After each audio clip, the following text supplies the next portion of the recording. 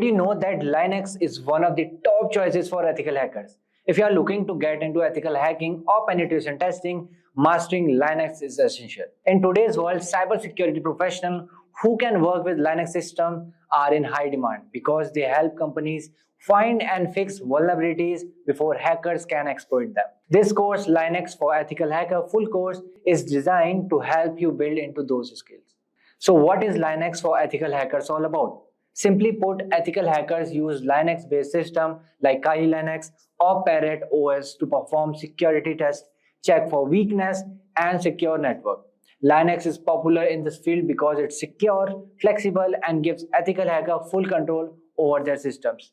In this course, we will cover everything you need to know. We will start with a quick introduction to ethical hacking in just 8 minutes and move on to why Linux is so important for ethical hackers.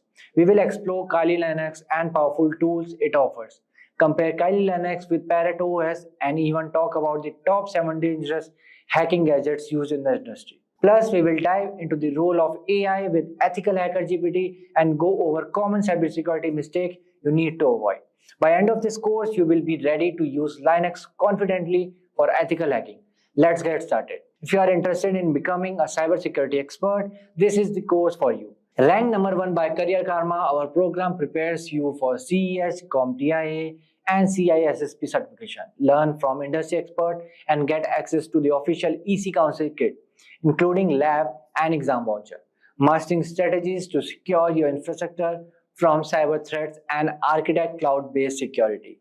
So you can find the course link from the description box below and the pinned comment. So without any further ado, let's get started. We humans are highly tech-savvy in today's times. With the extensive use of the internet and modern technologies, there is a massive challenge in protecting all our digital data, such as net banking information, account credentials, and medical reports, to name a few. Have you heard about the deadly WannaCry ransomware attack? The attack happened in May 2017 in Asia, and then it spread across the world. Within a day, more than 230,000 computers were infected across 150 countries. The WannaCry cryptoworm encrypted the data and locked the users out of their systems. For decryption of the data, the users were asked for a ransom of $300 to $600 in Bitcoin. The users who used the unsupported version of Microsoft Windows and those who hadn't installed the security update of April 2017 were targeted in this attack. The WannaCry attack took a toll on every sector. Top-tier organizations like Hitachi, Nissan, and FedEx had to put their businesses on hold as their systems were affected too. Now, this is what you call a cyber attack. To prevent such attacks, cybersecurity is implemented. We can define cybersecurity as the practice of protecting networks, programs, computer systems, and their components from unauthorized digital attacks. These illegal attacks are often referred to as hacking. Hacking refers to exploiting weaknesses in a computer network to obtain unauthorized access to information. A hacker is a person who tries to hack into computer systems. This is a misconception that hacking is always wrong. There are hackers who work with different motives. Let's have a look at 3 different types of hackers. Black hat hackers are individuals who illegally hack into a system for monetary gain. On the contrary, we have white hat hackers who exploit the vulnerabilities in a system by hacking into it with permission in order to defend the organization. This form of hacking is absolutely legal and ethical. Hence, they are also often referred to as ethical hackers. In addition to these hackers, we also have the gray hat hackers. As the name suggests, the color gray is a blend of both white and black. These hackers discover vulnerabilities in a system and report it to the system's owner, which is a good act. But they do this without seeking the owner's approval. Sometimes gray hat hackers also ask for money in return for the spotted vulnerabilities. Now that you have seen the different types of hackers, let's understand more about the hacking that is legal and valid, ethical hacking, through an interesting story. Dan runs a trading company. He does online training with the money his customers invest. Everything was going well, and Dan's business was booming until a hacker decided to hack the company's servers. The hacker stole the credentials of various trading accounts. He asked for a lump sum ransom in exchange for the stolen credentials. Dan took the hacker's words lightly and didn't pay the hacker.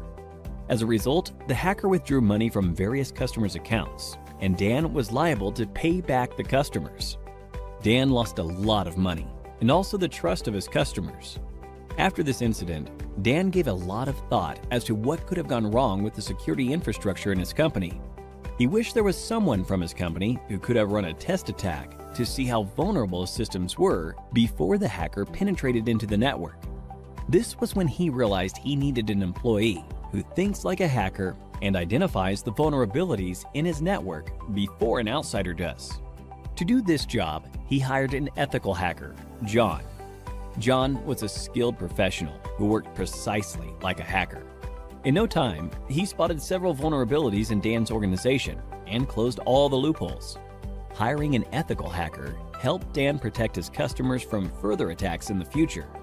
This, in turn, increased the company's productivity and guarded the company's reputation.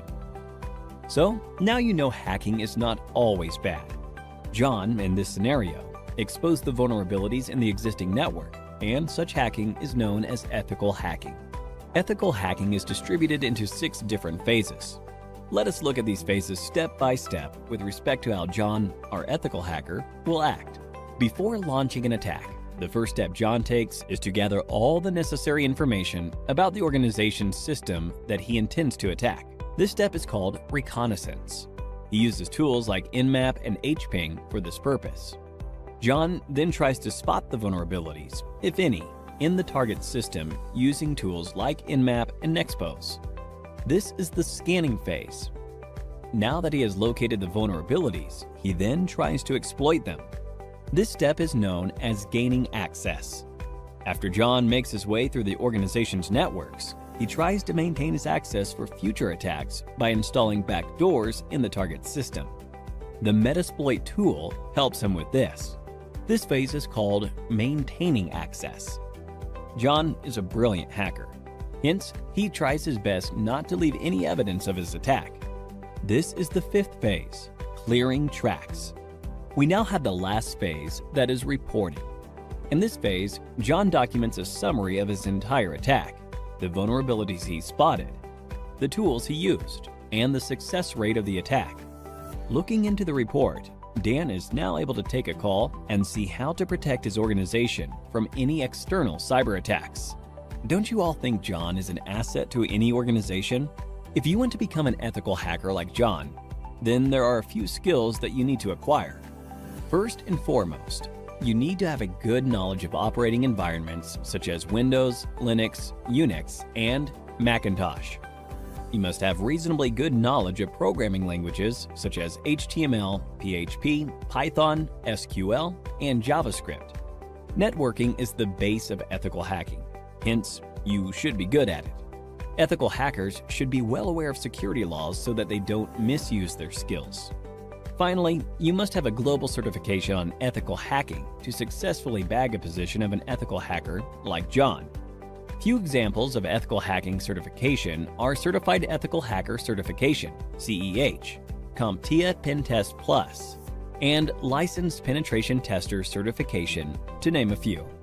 Simplilearn provides a cybersecurity expert master's program that will equip you with all the skills required by a cybersecurity expert. You could have a look at it by clicking the link in the description. So, here's a question for you. In which phase of ethical hacking will you install backdoors in the target system? A. Scanning. B. Maintaining access. C. Clearing tracks. D. Reconnaissance. Give it a thought and leave your answers in the comments section below. 3 lucky winners will receive Amazon gift vouchers. The endless growth of technologies in this area is directly proportional to the number of cybercrimes. Cybercrimes are estimated to cost $6 trillion in 2021. Hence, to tackle these cybercrimes, organizations are continuously on the lookout for cybersecurity professionals. The average annual salary of a certified ethical hacker is $91,000 in the US and approximately rupees 7 lakhs in India. So, what are you waiting for? Get certified and become an ethical hacker like John and put an end to the cyber attacks in the world. If you have never used Linux before and are looking to get into it, this is the perfect opportunity for you to learn on how you can use this operating system in your daily lives. Now, although this video is specifically catered towards people who are trying to get into cybersecurity or who are trying to learn ethical hacking, the more people that get into Linux is that much easier because it just provides an alternative operating system that you can use and perform in your day-to-day lives. Now, it's very important, especially for ethical hackers, to understand how Linux works and specifically how Kali Linux works that we are going to cover today. Now, Kali Linux is also an operating system dedicated specifically to cybersecurity analysts and hackers and has a bunch of tools that makes the process of ethical hacking and vulnerability analysis, malware analysis very easy. So, in this Linux crash course, we will learn everything about Kali Linux, what it is, what you can use it for, then understanding a bit more of the Linux system fundamentals. Now, that can span across a variety of topics. For the Linux fundamentals, we often have how to navigate the file system, how we can use the Linux operating system command terminal for creating, editing, and just manipulating files. We'll understand some networking commands that can help you. We'll understand how the service mechanism, how to start services, stop services. We'll understand how to install, uninstall some particular tools. We'll also create a small script with bash so that you can understand how you can use the bash language to start your scripting journey in Kali Linux directly. That being said, we can get started with our demonstration. Now, the first thing we need to understand is how we can install Linux properly. To install Linux, or Kali Linux to be specific in this case, we will need two things. One, we need the ISO file, which is basically the installation file of every single operating system, and we will need an environment to run it in. Now, many people use Linux or any other operating system as a dual boot in the system, so that when you start up your computer or a laptop, it will ask you, where do you want to boot into? Do you want to boot into Windows or Kali Linux or Ubuntu, something like that. But for easier access, what many people prefer and many people will recommend is using a virtualization software. So what that will happen is you will keep using your normal Windows operating system, but you can use virtualization software like VirtualBox or VMware to run Linux operating systems in Windows directly. It will run in a sandboxed environment, which makes it easier to learn, and you don't have to dedicate another bootloader access, and it just gets a whole lot complicated. Dual booting is a lot more complicated, and it is recommended for beginners to just stick with virtualization software. Now, for virtualization software, you will get two options here, which will be VirtualBox by Oracle or VMware. Now, I highly recommend VMware because I feel it is much more stable and it has a bit more fluidity when running operating systems. Now, since you are running full-fledged operating systems in a single window, your system must have a good amount of RAM free so that it can be completely dedicated to the operating system being run in that sandboxed environment. So I would really recommend VMware over VirtualBox, which I feel has become slightly dated now. Meanwhile, VMware Workstation Player is going to be much better. This is obviously a case of preference, and you can try out VirtualBox if you want. Most of the things will be similar. But once you download VMware and install it, you should be getting a window like this. Now, this is the workstation. You can get the VMware Player version, which is the free version. You can get that as well. And again, most of the things will be similar. So now that we have VMware and we have our environment where we are going to install Linux and work on it, let's check Kali Linux. Now, Kali Linux, as you can see, it's the world's most advanced penetration testing distribution, and more importantly, it is based on Debian. Debian is one of the you can say the forefathers of operating systems, one of the operating systems which paved the way for many Linux distributions to be based on it. Apart from Kali, we also have another operating system which is called Parrot Security. This is also used by ethical hackers and cybersecurity analysts because this has this functions the same way as Kali Linux, as in it has all the tools and techniques that you may require in your ethical hacking journey. So you can use either of them, either Kali Linux or Parrot Security. And more importantly, for today's video, actually any Linux distribution will do, because this is more about learning the basics and the basics will stay same irrespective if you go for Kali, Parrot, Ubuntu, or any other Linux distribution that you can think of. But just letting you know that there are two options here. Parrot has a bit more features, but Kali Linux is the industry standard today and has been for like a decade now at this point. So it is much recommended to go with Kali, and that's what we are going to work on today. So to download the ISO file, we'll just click the download button here. And you can see it offers a variety of options. You can directly download for virtual machines, which is, see, as you can see, it is the recommended, but it is going to deprive you of a few learning things. So what we can do is we will get the live boot system. What live boot will do, it will provide the ISO file, which we can later use to install on our VMware system. So I will go to the live boot. It includes everything.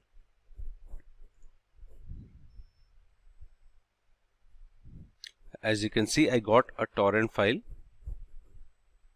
I will place this torrent for download now. Actually, instead of the torrent, we can just download the point release live image. This version had every tool possible, but this one, this January edition, you can see Kali 2023.1, the January live version, point release live image. You can just download this one directly. Just click the download button here, which is written at 3.8 gigs, the ISO file size. Just click on download, and your download will start. Then remember, once again, you can do this process with Parrot Security directly as well. I think if we go to download button here, yes, we have to choose the security edition. Now, they also have multiple versions for, let's say, the home edition is for daily use, just casual browsing or just multimedia process, all those things. Hack the Box is completely separate service that functions easy to hack boxes. That will be a completely separate edition, similar to Cloud, Architect, and Raspberry Pi. But if you are going to use Parrot Security, get the security edition directly. Just download it from here and you'll be good to go. But for now, we are just going to install Kali Linux, since that is what the majority of the industry uses, and we'll move forward with it organically.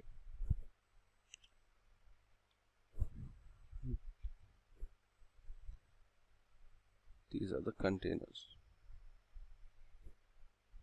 Yes. Now what would have happened if you had chosen virtual machine is, as you can see, there are many virtualization software like VMware, VirtualBox, and Qemu. What will provide is, it will provide a installed file. It will give a folder where the VirtualBox VMware has already installed Kali Linux. So you can just load up in your VMware system. As you can see, you have to choose open a virtual machine if you download the image directly, this one. So you can just open up that folder and your operating system will load on its own. But after getting the ISO, you can customize a lot of things. The thing about this virtual images are they're not customizable as such. With the ISO, I can customize how much hard disk space I want to devote to just the sandbox operating system, how much RAM usage, although those RAM usage and all can be customized. Everything will be tailor-made based on your specific needs. So we will check that once the download is completed, which is just 1 minute remaining. Apart from that, you can see there is a 64-bit. I think this is 32-bit as well. I'm not sure if 32-bit is required nowadays, considering everything is 64. But yes, before while the ISO is getting downloaded, let's check out VMware Workstation.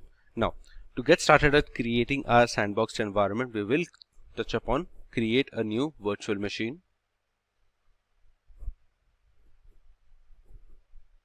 Yes. Here we can, let's say, check on custom, because we want to customize how much we want to give.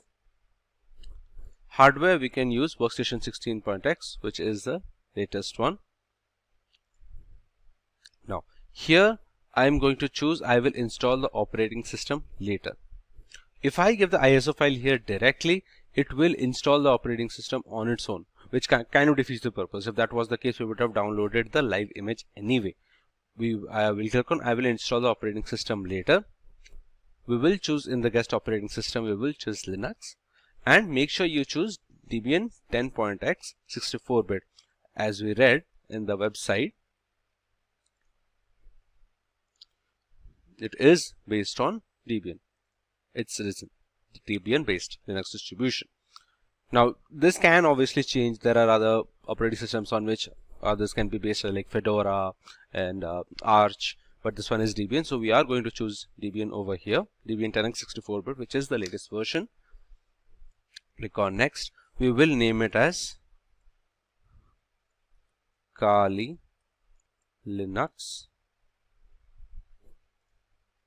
and click on next. The number of processors, I am going to give 2 processors here. Total processor cores is 4. This you can determine based on how powerful your system is and how much you can give as it is, because a major part of how a virtual machine runs is not just how much RAM you give to it, is how much RAM is available outside of a sandbox environment. Because if, let's say, your system is has 8 gigabytes of RAM, you devote 4 gigabytes to the virtual machine. Windows itself takes up around 4 GB, at least 3.5 GB when it's sitting idle. So you have to account for all that when dedicating processors, and more importantly RAM as well. So we're going to click on next for now, and here what I'm going to do is I'm going to give 2.5 gigabits of RAM, which should be enough for the thing, at least the things that we are doing today. This can be customized later on as well. Let's say you started working and then you realize the amount of RAM that you have given is just not enough and you need a bit more, then you can customize that later. For now I'm going to give 2.5 gigabits of RAM. You can see the recommended is 2 gigabit anyway. I'll just go a step further. Click on next. Use network address translation is the network connection, as in what kind of networking it should have, the virtual sandbox should have. Considering it is being run inside an operating system, your Windows, whatever internet connection is given to your Windows will go to Kali Linux directly. But you can customize that. Let's say you don't want networking, you want host only networking, that you connect the guest operating system to a VPN later on. It's a completely customizable process, but for easiest access, we are going to use network address translation. IO controller types LSI is always going to be the most recommended, so just go ahead with it. Choose SCAI for the virtual disk type. Now these are different virtual disk types that can be used, and they have different purposes. Like some make it easier to transition between multiple installations of VMware or VirtualBox based on what you've chosen, but SCSI is always considered the best.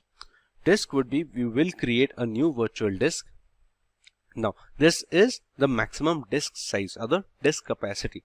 How much hard disk storage we are going to devote for the operating system, installation, and all the files, whatever you work in the system, that will be stored somewhere, right? So we're going to devote basically the ROM size to make it easier to understand. So I will give 30 gigabits of memory size. Now here you have another option. You can actually allocate all disk space now, as it is written. Allocating the full capacity can enhance performance, but requires all of the physical disk space to be available right now. So the good thing about VMware is, if I think that's in VirtualBox as well, if I do not click this, even though I have written 30 gigabits, it does not take up all of the 30 gigabits in your hard disks. It takes how much ever is required. Let's say after installation and everything, it takes up 10 gigabits of space. That is all that will be taken up. It won't take up all the 30 gigabits. The more you keep working and slowly the data increases, the size increases of the virtual machine folder, it will go up to 30 gigabits. That's it. So if you allocate all of it now, it will take up the 30 gigabits directly, and it will be slightly more performance because it will remove that read functionality when the virtual machine is being run.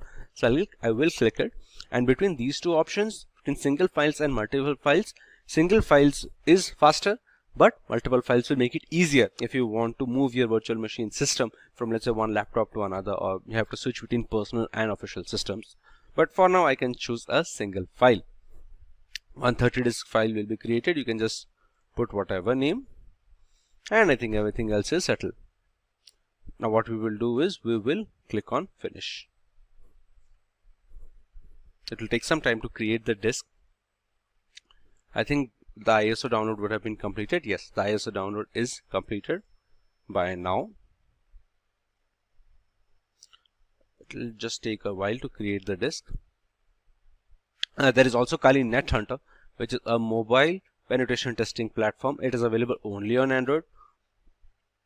You can use it to perform small tasks. Obviously, you can't perform everything that you can on Kali Linux desktop environment, but a lot of the things can be performed, like basic network scanning and some amount of sniffing and brute forcing tools. All those things can be performed on NetHunter directly, but that is a video for another day.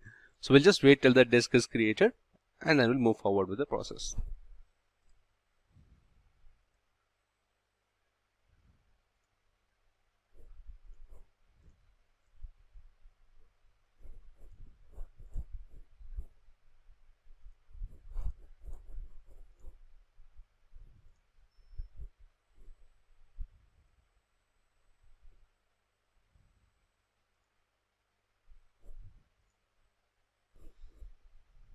As you can see, the virtual machine is now created. So the next step would be to actually align the ISO file. So we're going to click on Edit Virtual Machine Settings here. We'll select the CD/DVD position, use ISO image file. We're going to browse, go to Downloads, use the Kali Linux ISO and click on OK. So now we can power on.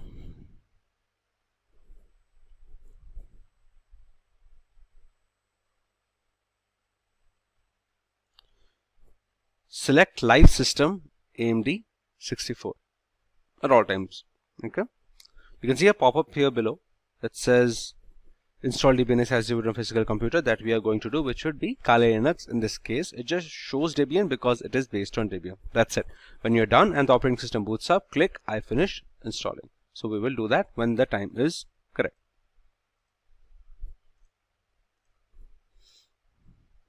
So you can see the live boot running up.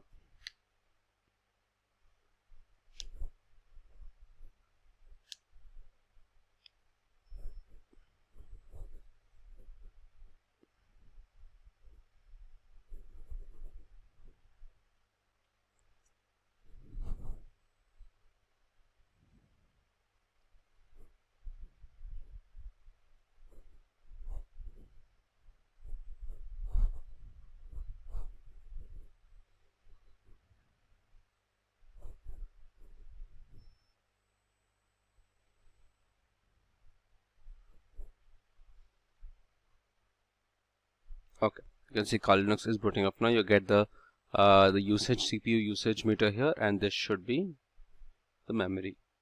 Yes. Okay, so we have entered booted into the desktop. These are the multiple workspaces, but once again, this is not installed. What we're going to have to do is install this operating system. You can see you can use in the live environment, you can use everything, but you just have to install this operating system directly.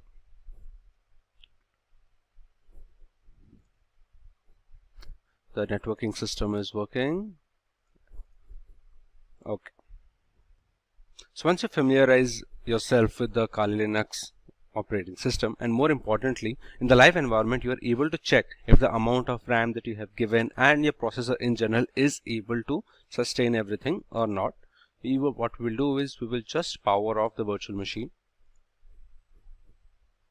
We'll again power on, and this time we'll not choose the live system. What we will choose is we'll go down, we'll choose the advanced installation options, we'll click graphical install and install. That's it. Now what this will do is will launch the graphical installer instead of the live system. Some operating systems like Parrot Security, for example, will allow you to install directly from the live environment, but that's it.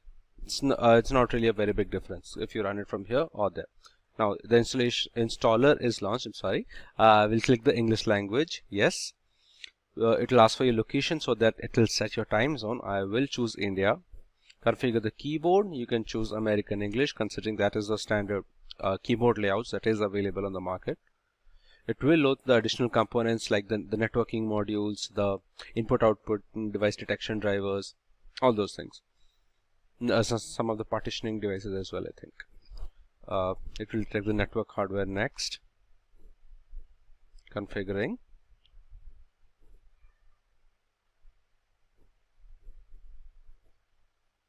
Configuring the network with DHCP. Yes. Now that we have to select the host name. The host name, I will just keep it as Kali. That's not a very big deal. This is more important if you're a lot into networking and you want to have, particular home network as a kind of like acting as a server for all the devices in your home Wi-Fi. Otherwise, it's not an issue. Same thing with the domain name. I will skip the domain name because it's not really essential for what we are doing here. Yes, but the username will obviously be required. The full name, I will give it as Simplilearn, for example. I'll keep the same username. That was the full name. This is the username. Password you can give based on your wish. Make sure the password's the same. This is the single user, by the way. You can obviously create multiple users like we do on multiple other operating systems. Now it will check the disk partitioning. Here, since we are installing it on VMware, any virtualization software, be it VirtualBox or VMware, we will use guided, which is use entire disk. Continue. As you can see, we had devoted 30 GB. It is showing 32.2. Similar situation here. We're going to click on continue. All files in one partition, which is recommended for new users. You can partition it to home, where TMP, maybe other partitions as well that you can keep, a swap partition as well, but that's not necessary now. We'll keep all of them in a single partition. Just make sure all the changes are there. It will create the swap memory on its own and click on continue. It will ask that these are the changes being made. Just select yes, continue, and it will start installing Kali Linux into the VMware virtual disk. Now, this will take some time, so we will speed this up and come back to it when the installation is done. So now we have to set the package manager. The main partitioning system is done and most of the installation part is done. We just have to configure the package manager and use a network mirror. Click on yes, APT. You don't need to set up anything else here. You can just click on next and it will set up APT, which is the package manager of Kali Linux. Now what the package manager will do is help us install, uninstall, update the tools and libraries that Kali Linux uses, all the softwares and all the tools that we're going to use later on. It will configure the package manager for now.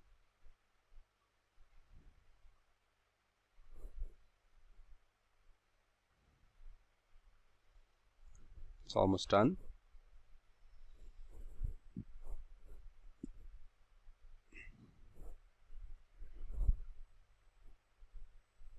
Now it's installing the grub bootloader, which will, when you start up the system, it will ask you where do you want to log in. Yes, install the grub bootloader to my primary drive. Click on continue. We'll just select dev SDA, which is, you'll find a single drive anyway. Instead of entering enter device name manually, just click on whatever storage space is being written below that. Now if you're using it on VirtualBox or VMware, which we are doing right now, you will get only one storage. That's it. If you're dual booting, you'll get multiple and you'll have to make some choices. But that is advanced and we don't need to get into that right now. For now, only the last one should be enough. Now it is finalizing the installation.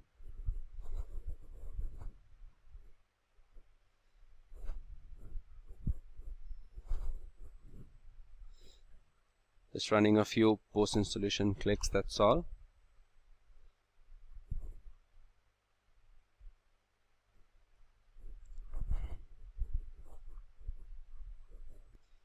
And as you can see, the installation is complete. So please choose continue to reboot. We'll just press continue.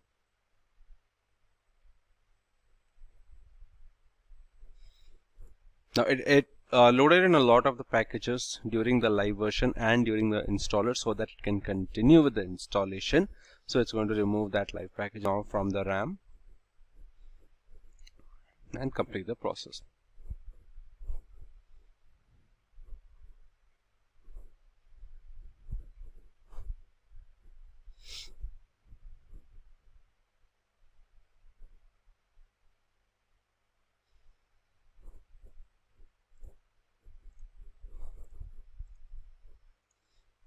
As you can see, Kali Linux has rebooted and is going to the installed operating system now.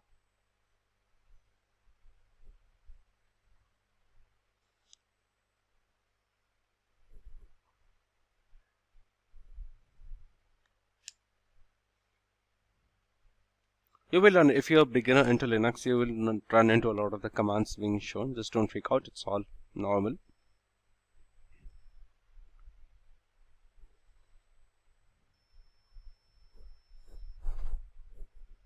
It does take some time to start up depending on how much memory you have given it, how much RAM you have devoted to it, how much hard disk you have given it also depends on that. And obviously it also relies on how much memory your Windows operating system is using, so that how much extra RAM is available and how well Windows can push VMware Workstation. So you have the login screen. We are going to use whatever username and password we had set during installation to log in. Now this will be the root user.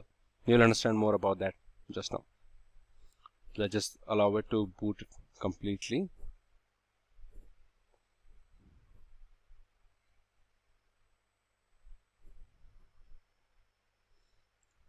Okay, so now we have Kali Linux operating system installed and ready to go.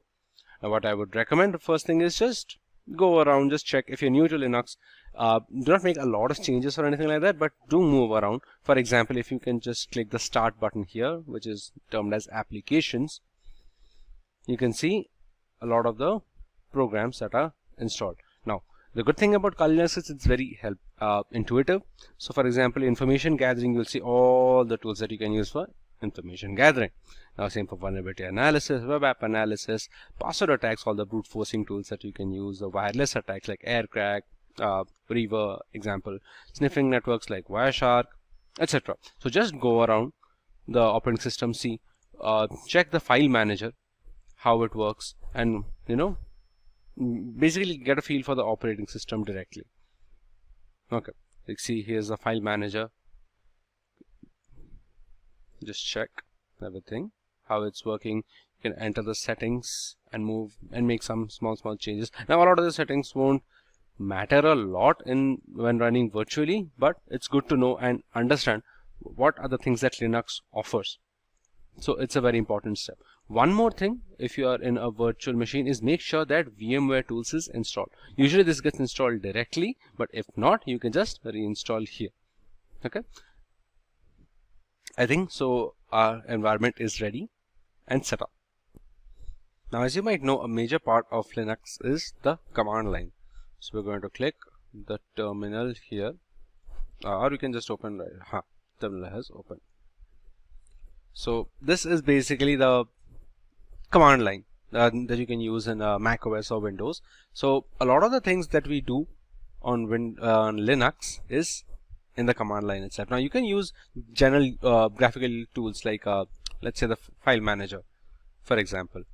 You can use graphical tools, you can use other networking tools as well, but it's always better to use the terminal, because one, you can reach things faster compared to a graphical tools, considering you just have to write a single command and that's it for most of the tools, other than having to navigate through a lot of menus and sections and other compartments that you have to do on a graphical interface. So we will have to focus more on this command line terminal. And the first thing that we have to learn in a command line terminal is the sudo user or the root user. We had discussed when creating the user, but I told that will be the root user, considering we're only adding just one user for now. Okay, so let's break that apart actually. Sudo is the keyword that we are looking for.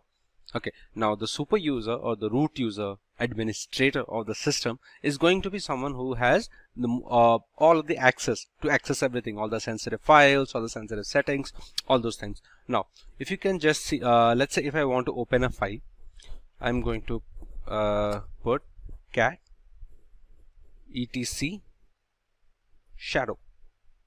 It's a permission denied. Cat is the way to open up text files, by the way. Now this file does exist, but I cannot open it because the permission is denied. I'm not the root user right now. I'm just Simplilearn@Kali.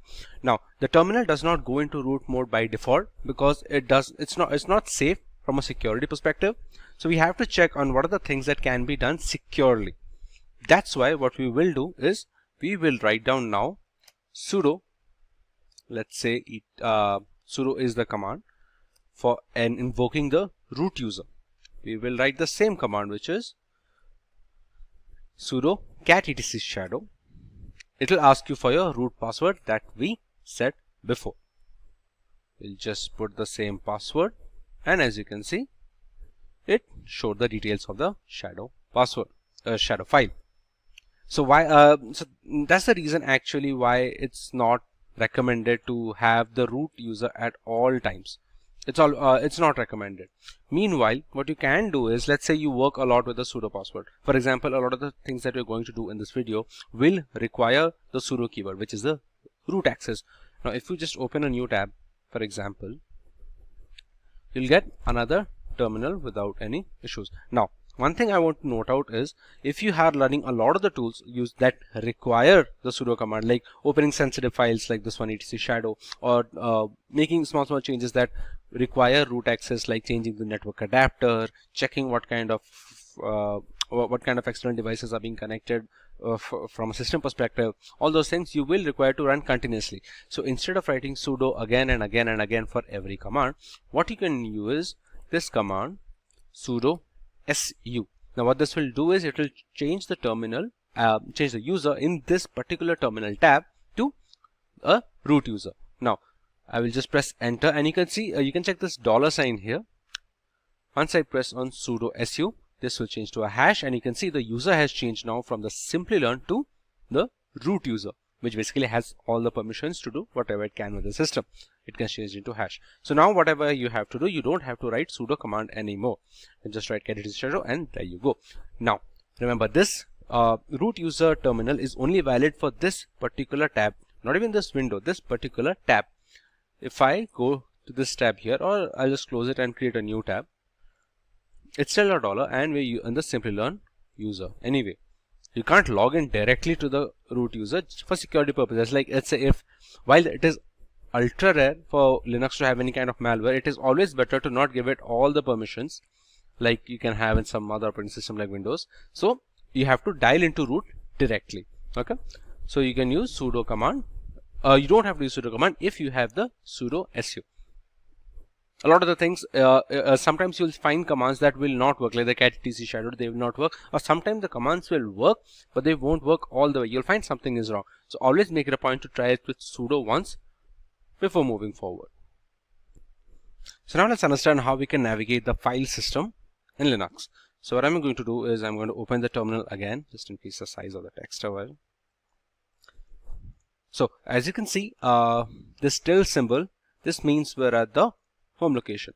To understand how we can determine which directory we are in currently, always remember, terminal will open in a particular directory. That's the entire point of the terminal or the command line, for example. To find out what you are in right now, you can just type in the command pwd, which stands for present working directory. Click enter, and you can see I'm at the home folder in the Simplilearn. Now this can obviously change. For example, if I want to move somewhere else, now I'll just open the file manager and show you once. This is the home Simplilearn folder. As you can see, it is written here. Thuna is the name of the file manager. This is the home folder. Now you have desktop, documents, downloads, music, all these folders, subfolders, you can say, inside the Simplilearn folder, home folder. So what I'm going to do is I'm going to move to, let's say, the documents folder. Okay, so the command for that would be cd, which is change directory.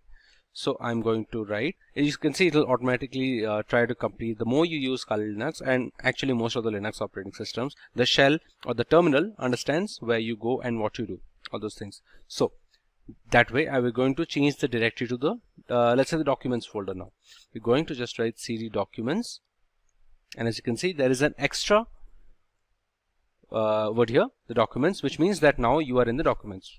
We can use pwd command again to check, and you can see home Simplilearn documents.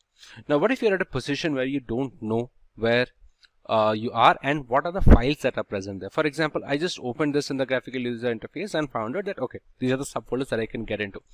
To understand what are the folders available at your particular location, the command is just listing for command is ls, press enter. Okay, this is the documents. Apologies. We'll just, to go back one step, right now we are in home Simplilearn documents. To go back a single step, we'll just write cd double dot double full stop. Then you can see once again we are back to home Simplilearn. Now once again, to understand what are the folders that are present, we have to use the command ls, and as you can see everything that is present. The desktop, document, downloads, music, pictures, all those folders can pop up. Now you can move here and there based on where you want to go. Apart from this, let's say if you want to create a new folder for your own, one thing we can do is mkdir. That command stands for make directory. Now if I want to create a new folder by the name of mkdir slp, now remember, make sure you understand which position we are at, which is right now home Simplilearn based on the last pwd. I haven't used cd command anything after that. So now if I press ls, you can see another folder in the name of slp. Now you can do the same things. You can just go to slp. You can see the path has now changed to home Simplilearn slp. You can go back, and that's how you can work and create folders. To delete, let's say I don't want to have the slp folder anymore, I'll just use rmdir slp. Now if I check ls, we don't have that folder anymore. So that's how you work in between folders. Now one more thing that you can do is just clear, and it will clear up the terminal for you. Now just to check where we are again, home Simplilearn. Now remember seeing the cat folder, right? The cat command using the etc folder and the shadow file. Now let's say if I want to see what is inside the etc file. For example, if I just put down ls, it will only show me what the folders present in my present working directory. What I can do is I can just write ls etc, and these are the folders that are present in the etc folder. So you can check other files listings here as well, and directly giving the full path. So that will ignore the current working directory, the present working directory, and show the folders present in the path that you mentioned. Okay. Apart from that, one more thing that we need to know when it comes to listing out details is the la command. Now all of these commands, this ls, pwd, at least 90% of the commands that you're going to use in the Linux terminal, I just clear this for now. 90% of the commands that you use in Linux will have subcommands, or it is also called as flags, that go along with it. Now for example, in my current present working directory, if I press on ls, I get these folders, right? But these are not the only folders that are present. These are the only folders that are being shown.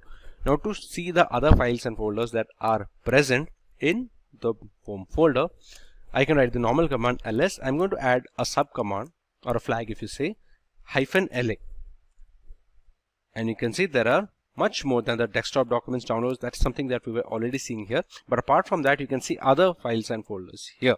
The .cache, .config, .bash logout, everything you can see. Now everything that has a dot or full stop before it is considered a hidden file. It's not going to show up directly using ls. You have to write the la command, which will show all the files. Now it's very important to understand these subcommands and what are the flags that can be used in different purposes. This is basically the shell. So the more research you do and understand what kind of flags that you can use, it's going to be easier. What can help here is the man command. The man basically stands for manual. You can find it in every Linux actually. Let's say you want to learn what are the flags that you can use with the ls command, for example, or you just want to know what that command is. So you can just type in man ls, and you see it basically says ls stands for list directory contents. This is a description. Here you can see all the subcommands, the flags -b, -d. There's a good explanation for every single subcommand that you can use in order to navigate through the file system, or just listing. This is just for ls command. You can do this with almost any command that you want. It says once you've read what you needed to know, just press Q to quit, and there you have it. So that's all about how to list commands, list folders, and navigate through file systems using cd, mkdir, and rmdir. Now about the commands that you saw and all the folders that you were able to see, let's say if I just press ls la, you can see there is a folder called .cache, right? So to enter the file, you also need to just use the cd command. You can see the present working directory has changed. You can just press ls here and see if anything else. Yes, you can see there are other folders here as well.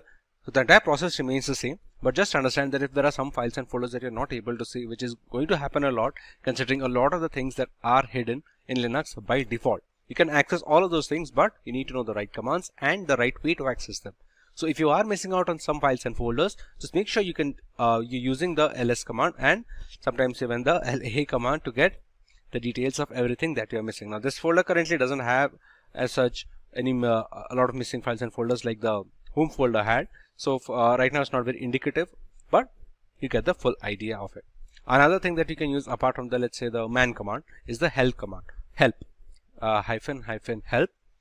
This is small. This is not as detailed as man, and this doesn't work for all commands, but you can do a lot of the commands. If you need a quick answer to something, you can definitely check this out, which is the hyphen help. So while we are clear about folders, like how to manipulate folders, let's take a look about how we're going to work with files, for example. Now, let's say we use the echo command. Echo command is the equivalent of trying to put something on screen. So let's say if I just press echo with the codes, it will just print out hello. If I want to put it inside a file, I'll just say, just press Ctrl+0. I'll just spray echo hello. To autocomplete, just press the right arrow on your keyboard. It will autocomplete. After that, echo hello. I want to put this into a file. Let's say my file .txt. Yes. We'll do one thing. This is currently in the cache folder, right? We'll just go back. Yes, this is the home folder. So we're going to do the same thing here. Now, to go back to our history of commands, I want to do the same thing. I want to echo hello into a new file. So I'll just press the up arrow and it will go cycle through my recent commands. So I'll just press enter. And if I just press ls now, you can see in the home folder, there's a new file of myfile.txt. Okay. If I want to, let's say, move this file to one of these folders, let's say I want to move this to the video folders. So the command for that is cp, which is copy. I will copy the myfile.txt to the videos folder. So I'll just enter. I don't need to actually enter videos to see the files like we had discussed. So what are we going to do is I'm going to just type in ls videos and you can see it has the myfile.txt folder. Now, since I copied it, obviously the home folder will also have the myfile text. In order to remove the myfile text, I have to use the rm command. Remember, to remove directories, we used rmdir. To remove files, we just have to use rm. So I'm going to use rm myfile.txt to delete the file. Now if I ls, the home folder does not have. But since it had in the, I had copied, kept a copy in the videos folder, I'll press ls videos, press enter, and you can see it still has the myfile command. Okay. Now one more thing that we can need to know is the move command. The move command will essentially move whatever folder wherever you want. Let's say I want to create echo hello myfile. Again, I'll press ls and I'll see the myfile.txt folder. Now if I want to move this file, let's say if I use the mv command instead of the cp command, which is just for a, I want to use the myfile.txt to, let's say, the downloads folder. It's saying permission denied. So what I will do is I will click on sudo. Like we discussed, a lot of the things will not work directly. We will use the same command. We'll use the downloads folder. It will now work. It's time to take a look at users and privileges.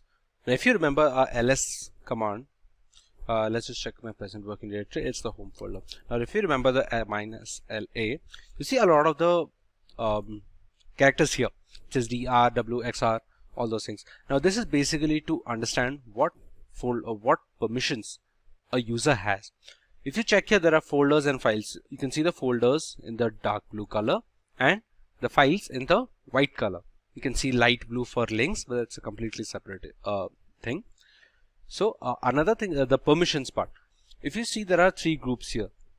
This is the first group, this is the second group, this is the third group. The first group is the owner of the file. Now what permissions does the owner have? Now for example, right now the owner of, let's say, this one, this file, for example, is root. Most of the time it will be the user, but this time it is root. It has read, write, execute, R for read, W for write, and X for execute. Obviously the owner will be able to do all those things.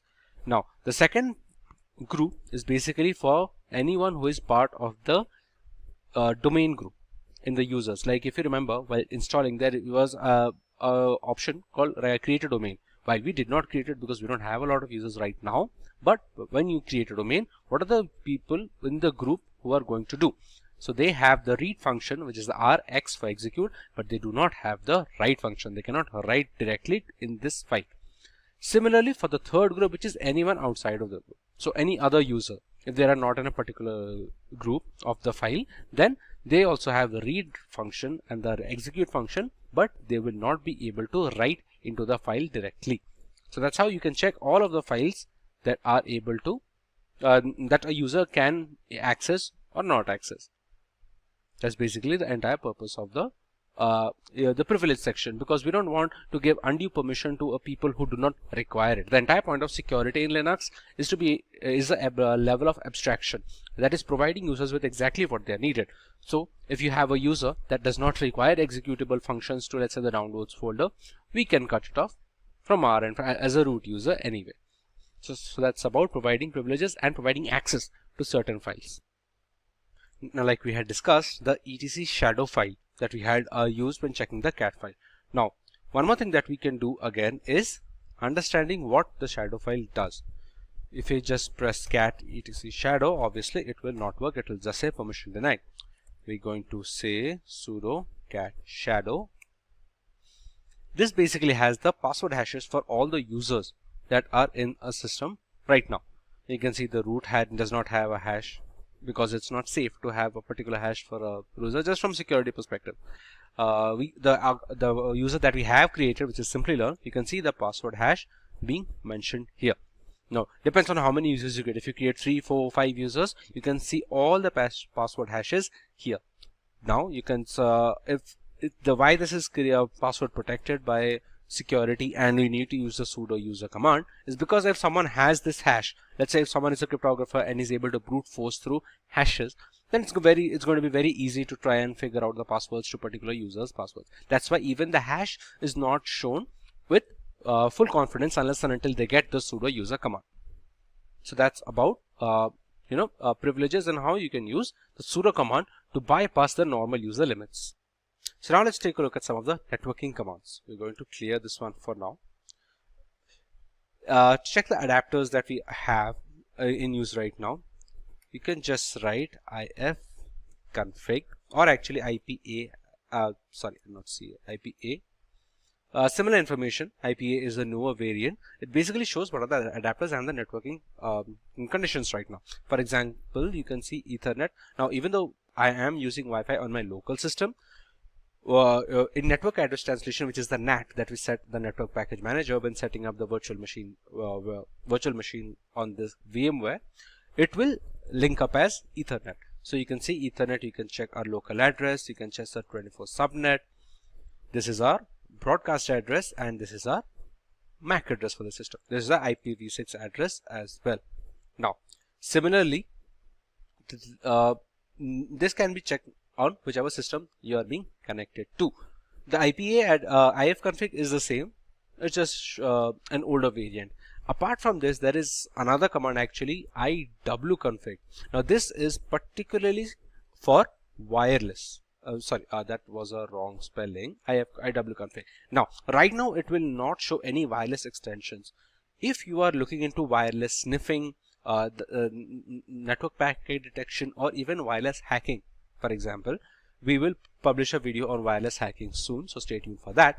Apart from wireless hacking, if you are using any wireless extensions, let's say we have small adapters that people can use as portables or wireless cards for Wi-Fi. From some systems that do not have Wi-Fi enabled NICs in their motherboards, the people use modifiable custom portable adapters. So if you have one of those plugged in, you will see it in iwconfig. From ifconfig, you will only maybe able to find out the IP address, and that's it. iwconfig will give you all the information and you can check later. Coming to different IP addresses, a command that you should be knowing is ARP. Now, if you're not familiar with ARP, that is going to be address resolution protocol. I think IPN will also show the same information. So what both of these do is it basically states which IP address relates to what MAC address. It will also show which one is reachable, which one is stable, all those extra stuff. Now, remember, whatever is being done in these kind of IP addresses and MAC addresses, all of them need to be put in a routing table if you want to connect with each other. Now, how you can check that? Just enter route and you can see the routing table for this particular system. You can see there is a destination for every IP address, there's an open gateway, there is a mask here, all of this stuff. Whatever data they needs to travel in between hosts. Now the second host, let's say from this virtual machine, I want to travel, I want to communicate with a system that is in my similar Wi-Fi, in the same Wi-Fi network. Then there must be a routing table connection between them. This can, the example that I gave, the same Wi-Fi network thing, that will mostly be handled by a modem or the router basically. But what if it's not? What if there's just two systems and they're not having any other connection, and you just happen to have a LAN cable connected between them? You have to set these routing tables manually so that you're able to communicate. This is going to be expressly useful if you're setting up in domain group authorities and all those things. But apart from that, it's just a good thing to know how networking works. Now, all of these commands, these MAC addresses, these IP addresses, these are something that are of utmost importance. So learning networking when learning Linux is very essential. I highly suggest learn networking so that you can be able to grasp these things better. Now, based on how we can communicate with particular host addresses, there is a command if you want to check if you can reach a particular host or not. That is using the ping command. Now we'll take a common example for this because I don't have any other system in the vicinity network right now. So let's say if I want to I want to see if I have connection to google.com. Now you can use directly an IP address as well. I'm just going to check ping google.com, and you can see it will start pinging requests directly from the google.com server, whichever is the nearest server that Google has set. You can see it just says that it sent 64 bytes from this particular IP address it received. An ICMP request was sent. The time it took for each request is also mentioned at the end here, 15 ms, 16 ms, 17, 18, all those ms. Now, since we are getting a particular request back, ICMP basically needs a response. If we are getting a response, then that host is reachable. If I did not have internet right now, this would not be possible. I'll just show. I'll press Ctrl C. Whatever command is being run, if you want to stop it on the next terminal, it is best to it is Ctrl C. Okay, just press Ctrl C. It will give a small report here as well. It says 51 packets transmitted, 50 received. How much packet loss was there if some of the requests did not go through or did not receive a response? How much time it was taken?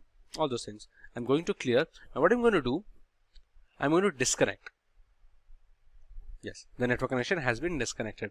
Now if I put ping.google.com temporary failure in name resolution, as simple as that. So once I connect again, that started.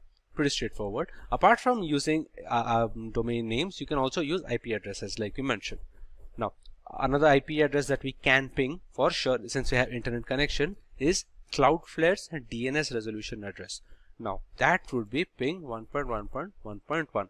Now to have to understand DNS, it basically acts as an address book for all the websites that you see, in whichever way it may be. For example, if let's say we're reaching google.com, when we ping google.com, we saw this IP address responding a request. We didn't saw google.com particularly responding to requests, right? These IP address will depend based on what DNS services Google has and how many servers they have in particular locations.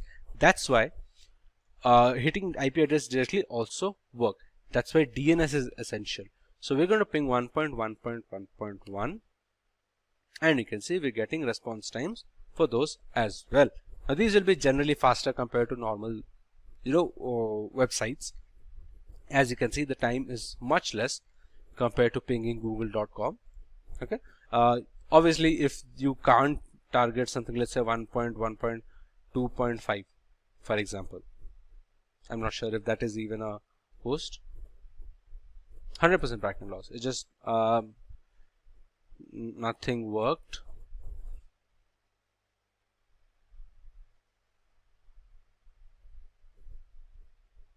It will not work.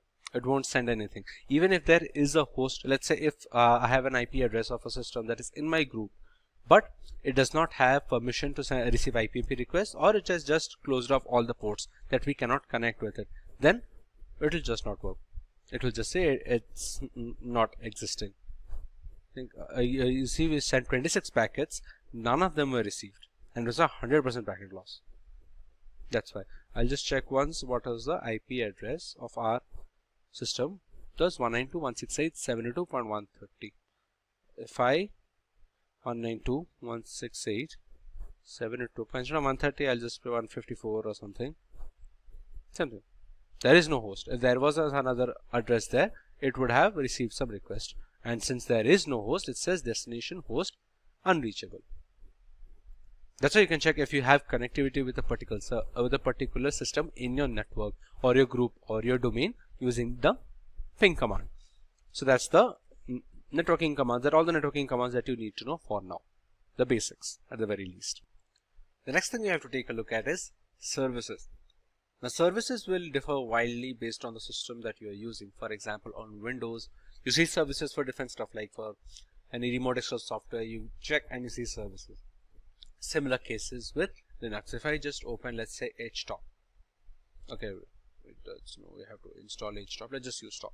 Here it basically functions, the top functions as a task manager. You can see so many systems, services here, the xorg, thunar, xxtop is running on the background, stuff like that. Now, if I want to start something particular, let's take the Apache web server. Now, Apache web servers have been in use for like years, decades at this point. So in order to function, see how Apache servers use, the first thing I'm going to check is my IP address. This is my IP address. So what I'll do is I will copy this. I'll open my web browser. Apache web servers are hosted on your own IP. So I'll just paste it here and click enter. And you can see there's nothing popping up now. A major reason for this can be the server is not running. So one thing what we'll do is we're going to start the Apache server by starting its service. So we're going to use system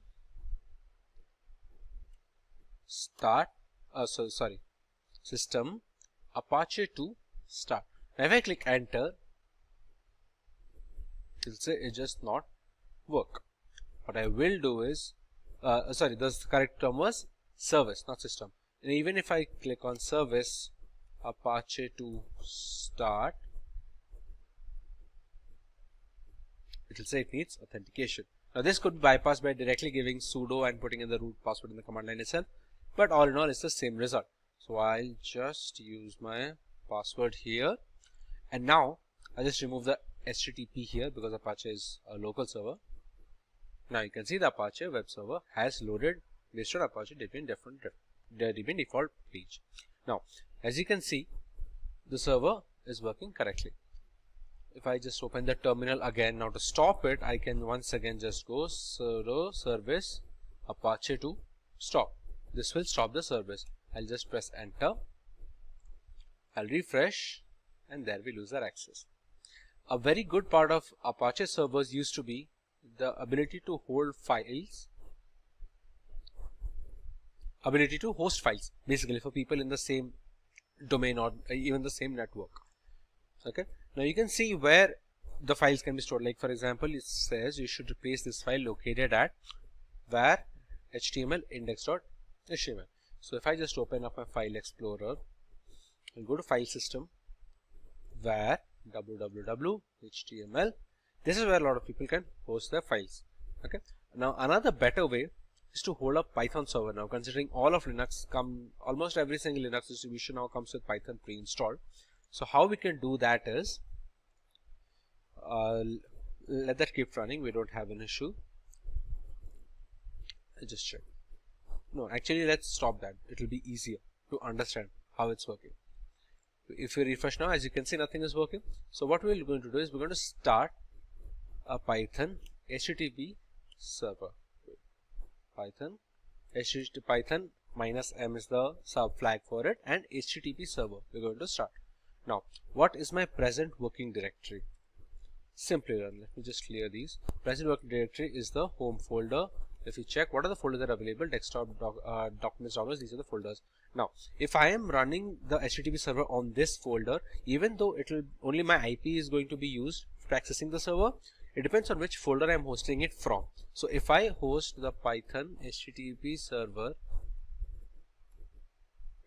Python HTTP server from this folder, I just press enter, and you can see it says serving HTTP on 000 is basically your local IP address, and I'm using the port 80. You can use whichever port, that's not really important which port you use. If I refresh now, you can see I see all the folders that are available, documents, downloads. These dot are something other things that we've already seen using the -la command.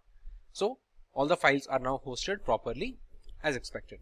Similarly, if we want to use, let's say, any other files that we want to share with someone in a network easily, and this can very well function like an FTP server. This is not exactly an FTP server, but this can be easily accessed with just the URL. If someone is in my system, if someone is in my home network, for example, they can just use my IP address, which will be 192.168.702.130. They can check the ping command and see if it is reachable, which it should be, unless and until some particular port is closed. They can just access the files using this one. Now, to stop the Python HTTP server, once again just press Ctrl+C and it's gone. So that's how you work with services in Kali Linux, at least from a basic perspective. That's how it's going to work. Now, one of the last things that we're going to check is the ability to install, update tools, and basically all the software that you can see here. You see all the applications that can be run. For example, the vulnerability analysis tools, Nmap, SQL Map, Reaver, Pixie WPS, all those things. Now, how do these get installed, updated, and basically dealt with? So, PT, actually apt get also, but those are interchangeable and you can use whichever one you like. I use apt get, but in order to check, let's say if you want to update a system, which is one of the bare minimum needs of every system, right? So the command for that is going to be, first thing I'm going to do is I'm going to use sudo su, which is the sudo super user. I will just use sudo su and go into the root stage, because almost all of the commands that I'm going to put next require sudo. So I might as well just be without having to type the password every single time. Now, once I'm sudo su, the correct command would be apt get update. Now what this will do is it will check the repositories. Every Linux distribution has a few repositories that it gets the softwares and updates from. It will check the package lists. Now for now, the repository that is being hit is the kali.download kali rolling in release, right? So it will update the repositories based on the data available on that particular address. We use the apt get update command there. So next thing what we are going to do is apt get upgrade. Yes. So now after the repositories have been updated with the data available on the web server, it says that the following packages will be upgraded. You can see the Apache 2 server needs an update. Then you have CS certificates, script setup, Firefox ESR, which is a Firefox browser for extended support release Linux platforms, all those things, the Mesa Vulkan drivers, Python Flask, all those things. Out of a total 303 upgraded, no new installations are needed, and 4 need not be upgraded. So after this operation, you'll see 364 MB of files needs to be downloaded and 24 MB additional disk space will be used. You can either continue using Y or N. So that's how you're going to update your system. Now even if I click N and be done with it, this is all about updating. I'm going to clear this out. But how do we install files? For example, if you remember, I typed out a command called htop. It says command htop not found but can be installed with apt install htop. That can once again be apt get as well. It's not a very big deal which one do you use. I'll just cancel this and I will write out the command myself. Let's use apt for this one instead of apt get. Apt install htop. Now I am able to do this very easily because htop is already in the repository. I have that in the Kali enrolling release repository. That's why, as you can see, the installation has been started.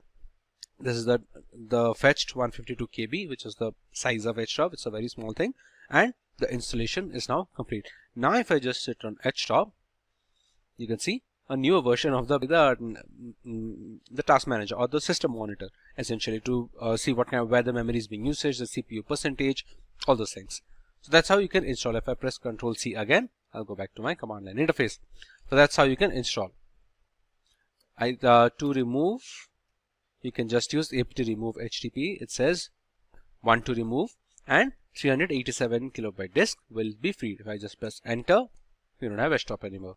So that's how you install and remove tools from Kali Linux using the apt and apt-get. Now these apt and apt-get are package managers specifically for Debian and Debian based operating systems. That's why these commands will be consistent across all Debian based distribution systems unless and until they have their own package manager, which is not really the case if they are based on Debian. So similarly, Fedora has DNF, Arch has Pacman, all those things. So those will differ, but if in a particular base distribution, these package managers will be the same. So that's how you can use apt and apt-get to understand how you can install and remove tools. So I think we've covered everything that we've set the agenda for in this Kali Linux tutorial and basically a Linux crash course. With cybercrime getting more and more complex by the day, corporations are in the need of trained personnel in the field of cybersecurity. Ethical hacking and penetration testing had always been necessary for organizations and the general public to protect the system against malicious attackers. However, with the exponential growth in cyber attacks, the necessity of being trained in ethical hacking is at an all-time high. Many such professionals tend to use Linux distributions for their penetration testing activities. There are specific operating systems which are catered to ethical hackers. These operating systems come pre-installed with the necessary tools and scripts required for ethical hacking. Probably the most famous operating system in this bracket is Kali Linux. For today's video, we will learn about this distribution made by and for hackers. We take you through the intricacies of its hardware and software specifications. Let's take a look at the agenda for today. We start by learning about Kali Linux and a basic explanation of its purpose. We take a look at the history of Kali Linux from the story of its origin to its current day exploits. Next, we learn a few distinct features of Kali Linux that make it an attractive choice for penetration testers worldwide. Moving on, we take a look at the multiple ways we can install Kali Linux to start our journey in the world of penetration testing. In the next few sections, we compare it to an industry rival operating system by the name of Parrot Security Operating System. We take a look at the OS on a grassroots level. Next, we learn about the standout features of Kali Linux and Parrot Security with their unique offerings. We make a direct comparison between Kali and Parrot Security OS as far as their hardware specifications and all-around usability is concerned. We make a conclusion as to which operating system caters to which category of user. In the next topic, we take a detailed look at how we can install Kali Linux on a Windows 10 system using the VMware virtualization software. Moving on, we go through some of the reasons why people should choose Kali Linux as their primary operating system when it comes to ethical hacking and penetration testing. In the next section, we cover the 5 different phases of penetration testing, where each stage is a crucial segment in the entire cycle of an ethical hacking campaign.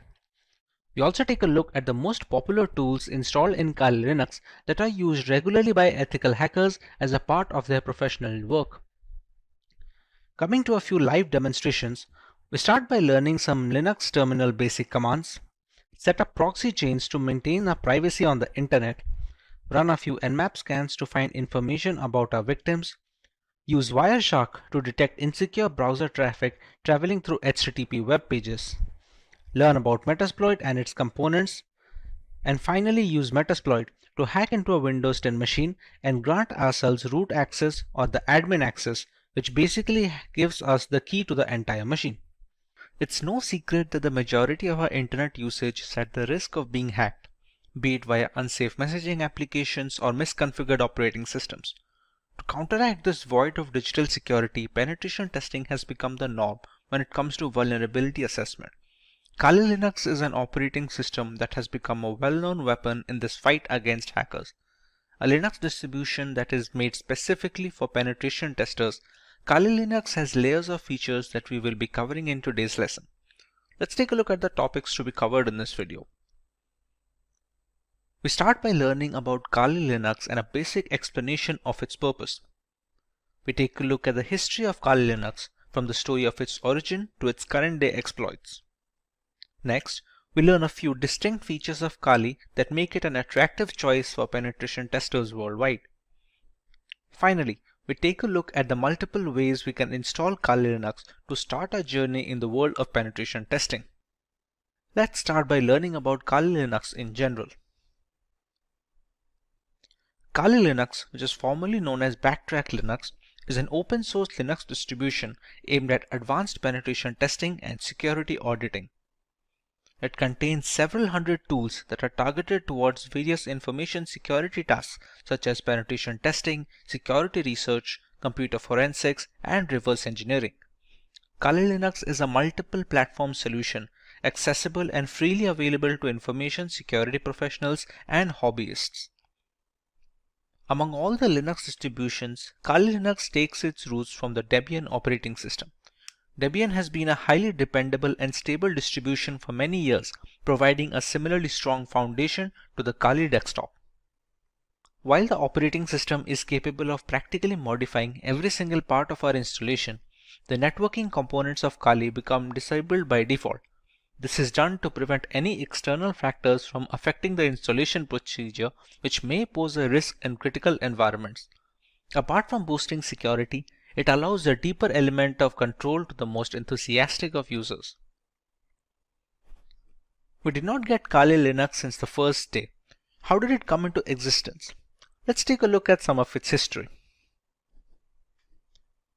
Kali Linux is based on years of knowledge and experience in building penetration testing and operating systems.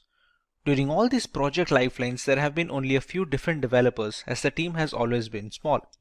The first project was called WOPEX, which stands for White Hat Knopex. As can be inferred from the name, it was based on the Knopex operating system as its underlying OS. WOPEX had releases ranging from version 2.0 to 2.7. This made way for the next project, which was known as WAX, or the longhand being White Hat Slacks. The name change was because the base OS was changed from Knopex to Slacks. WAX started at version 3 as a nod, it carrying on from WOPEX. There was a similar OS being produced at the same time, Auditor Security Collection, often being shortened to just Auditor, which was once again using Knopex.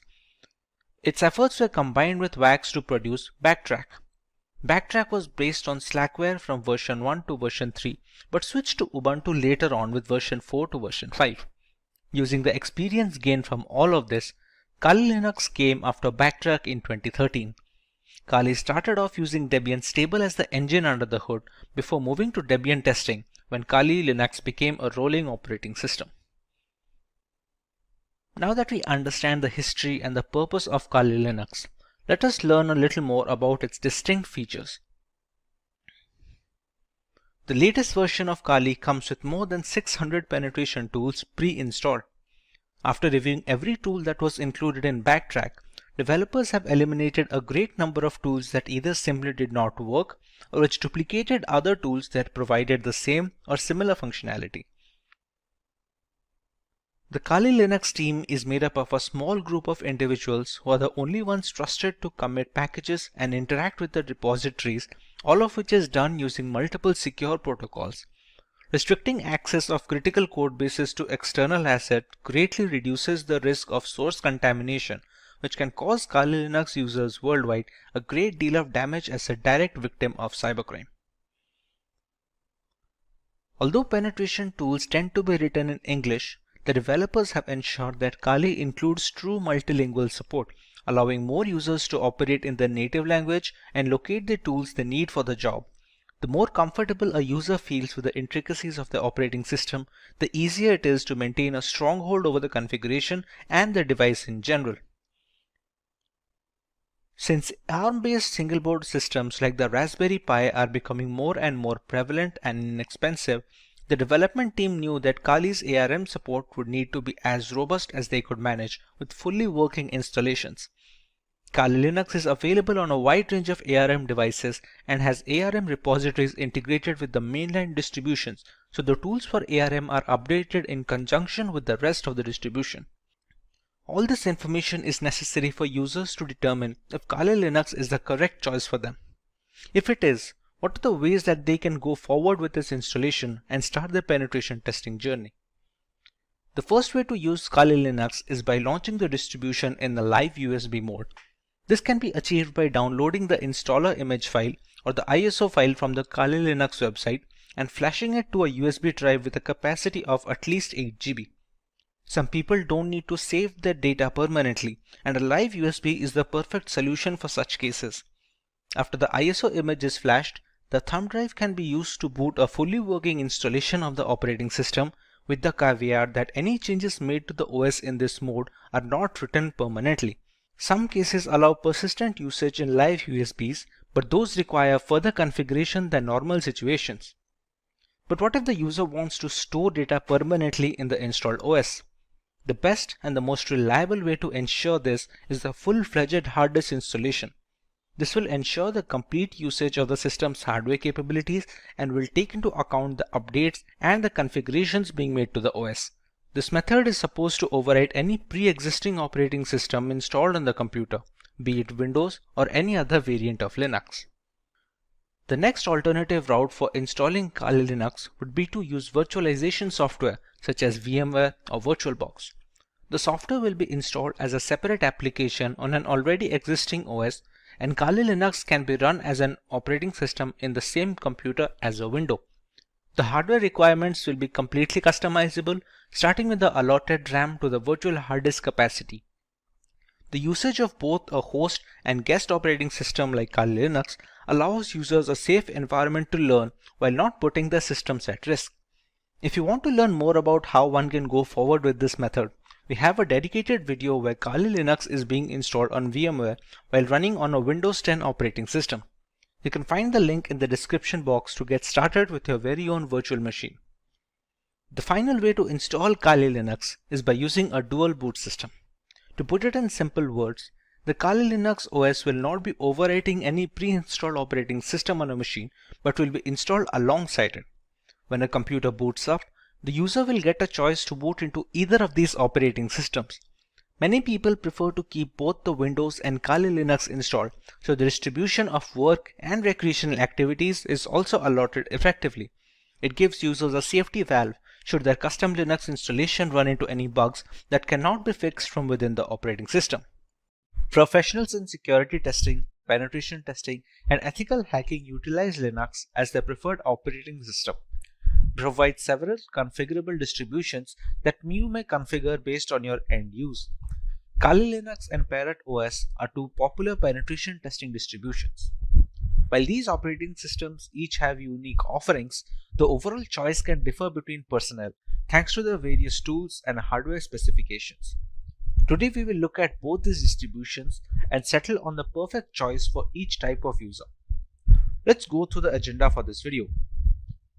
We will learn about Kali Linux and Parrot Security OS from scratch, while understanding their primary selling points as a Linux distribution catered towards penetration testers. Next, we know about some features of these operating systems that stand out of their package. Finally, we directly compare Kali Linux and Parrot Security OS, thereby making a clear-cut conclusion on which OS is perfect on a per requirement basis.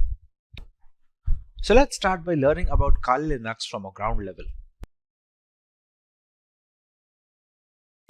Kali Linux, which is formerly known as Backtrack Linux, is an open source Linux distribution aimed at advanced penetration testing and security auditing. It contains several hundred tools targeted towards various information security tasks such as penetration testing, security research, computer forensics, and reverse engineering. Kali Linux is a multi-platform solution, accessible and freely available to information security professionals and hobbyists. Among all the Linux distributions, Kali Linux takes its roots from the Debian operating system. Debian has been a highly dependable and a stable distribution for many years, providing a similarly strong foundation to the Kali Linux desktop. While the operating system can practically modify every single part of our installation, the networking components of Kali Linux come disabled by default. This is done to prevent any external factors from affecting the installation procedure, which may pose a risk in critical environments. Apart from boosting security, it allows a more profound element of security control to the most enthusiastic of users. Now, let's take a look at Parrot Security operating system. Parrot Security OS is a Debian-based Linux distribution with an emphasis on security, privacy, and development. It is built on the Debian's testing branch and uses a custom hardened Linux kernel. Parrot Security contains several hundred tools targeted towards tasks such as penetration testing, computer forensics, reverse engineering, and security research. It is seen as a generally lightweight distribution that can work under rigorous hardware and software specifications. It features a distinct forensics mode that does not mount any of the system's hard disks or partitions and has no influence on the host system, making it much more stealthy than its regular occurrence. This mode is used on the host system to execute forensic procedures. A rolling release is a paradigm in which software upgrades are rolled out constantly rather than in batches of versions in software development. This ensures that the software is constantly up to date. A rolling release distribution such as Parrot Security OS follows the same concept. It provides the most recent Linux kernel and software versions as soon as they become available. With the basic introduction to the operating systems out of the way, let us take a look at the unique features of both Kali Linux and Parrot Security OS.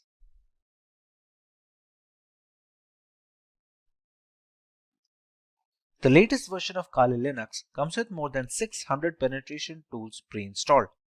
After reviewing every tool included in Backtrack, developers have eliminated a significant number of tools that either simply did not work or duplicated other tools that provided the same and similar functionality.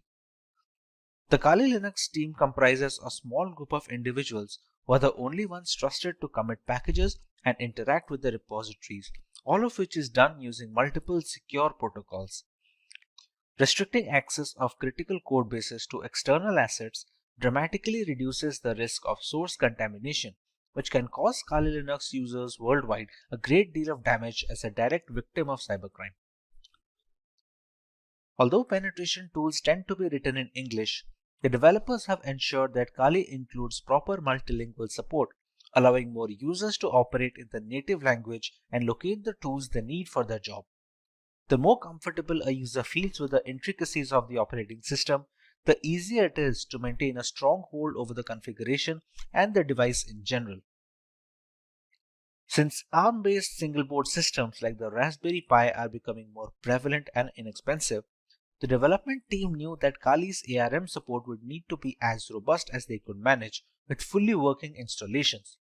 Kali Linux is available on a wide range of ARM devices and has ARM repositories integrated with the mainline distribution, so the tools for ARM are updated in conjunction with the rest of the distribution.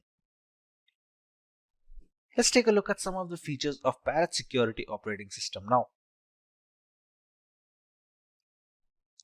Along with a giant catalog of scripts, Parrot Security OS has its own hardened Linux kernel modified explicitly to provide as much security and resistance to hackers as possible in the first line of defense. The configurations in the operating system act as the second gateway, taking care of malicious requests and dropping them off. This is particularly beneficial since should there be a scenario where the latest Linux kernel is causing some particular issue, the Parrot OS development team will most likely iron it out first before passing it on as an update. If the custom hardened kernel wasn't reason enough, Parrot Security developers managed to install more hacking tools and scripts to ensure a smooth transition for the Kali Linux users. All the tools you find in Kali are present in Parrot OS and a few extra ones for good measure. And this has been achieved while keeping roughly the same operating system size between both of them. However, it's not all productivity points for Parrot OS. They provide a choice between two different desktop environments, Mate, which comes pre-installed by default, and KDE. For those unfamiliar with Linux terminology, you can think of desktop environments as the main UI for a distribution. Being highly modular in nature, one can use Parrot Security OS while adding another desktop environment that they find appealing. While Kali Linux has only a single option, Parrot Security has provided two optimized builds with Mate Desktop and KDE Desktop. One of the primary advantages of Parrot OS over Kali Linux is that it's relatively lightweight. This implies that it takes significantly less disk space and computing power to function correctly, with as little as 320 MB of RAM required. In reality, Parrot OS is designed to operate successfully off a USB stick, but Kali Linux does not work well from a USB drive and is generally installed in a virtual machine. Parrot OS is more of a niche distribution if you're searching for something lighter than Kali Linux. Features are great, but what about performance? Real-world metrics. Let us compare both these operating systems directly with respect to their hardware specifications and usability. In the end, we can decide on what distribution is fit for each type of user.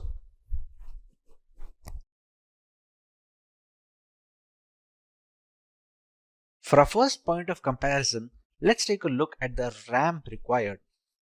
For optimum performance of the operating system, which is highly essential when trying to crack hashes or something of similar nature, RAM usage is a very important facet. While Kali Linux demands at least 1 GB of RAM, Parrot Security can operate optimally with a minimum of 320 MB of RAM.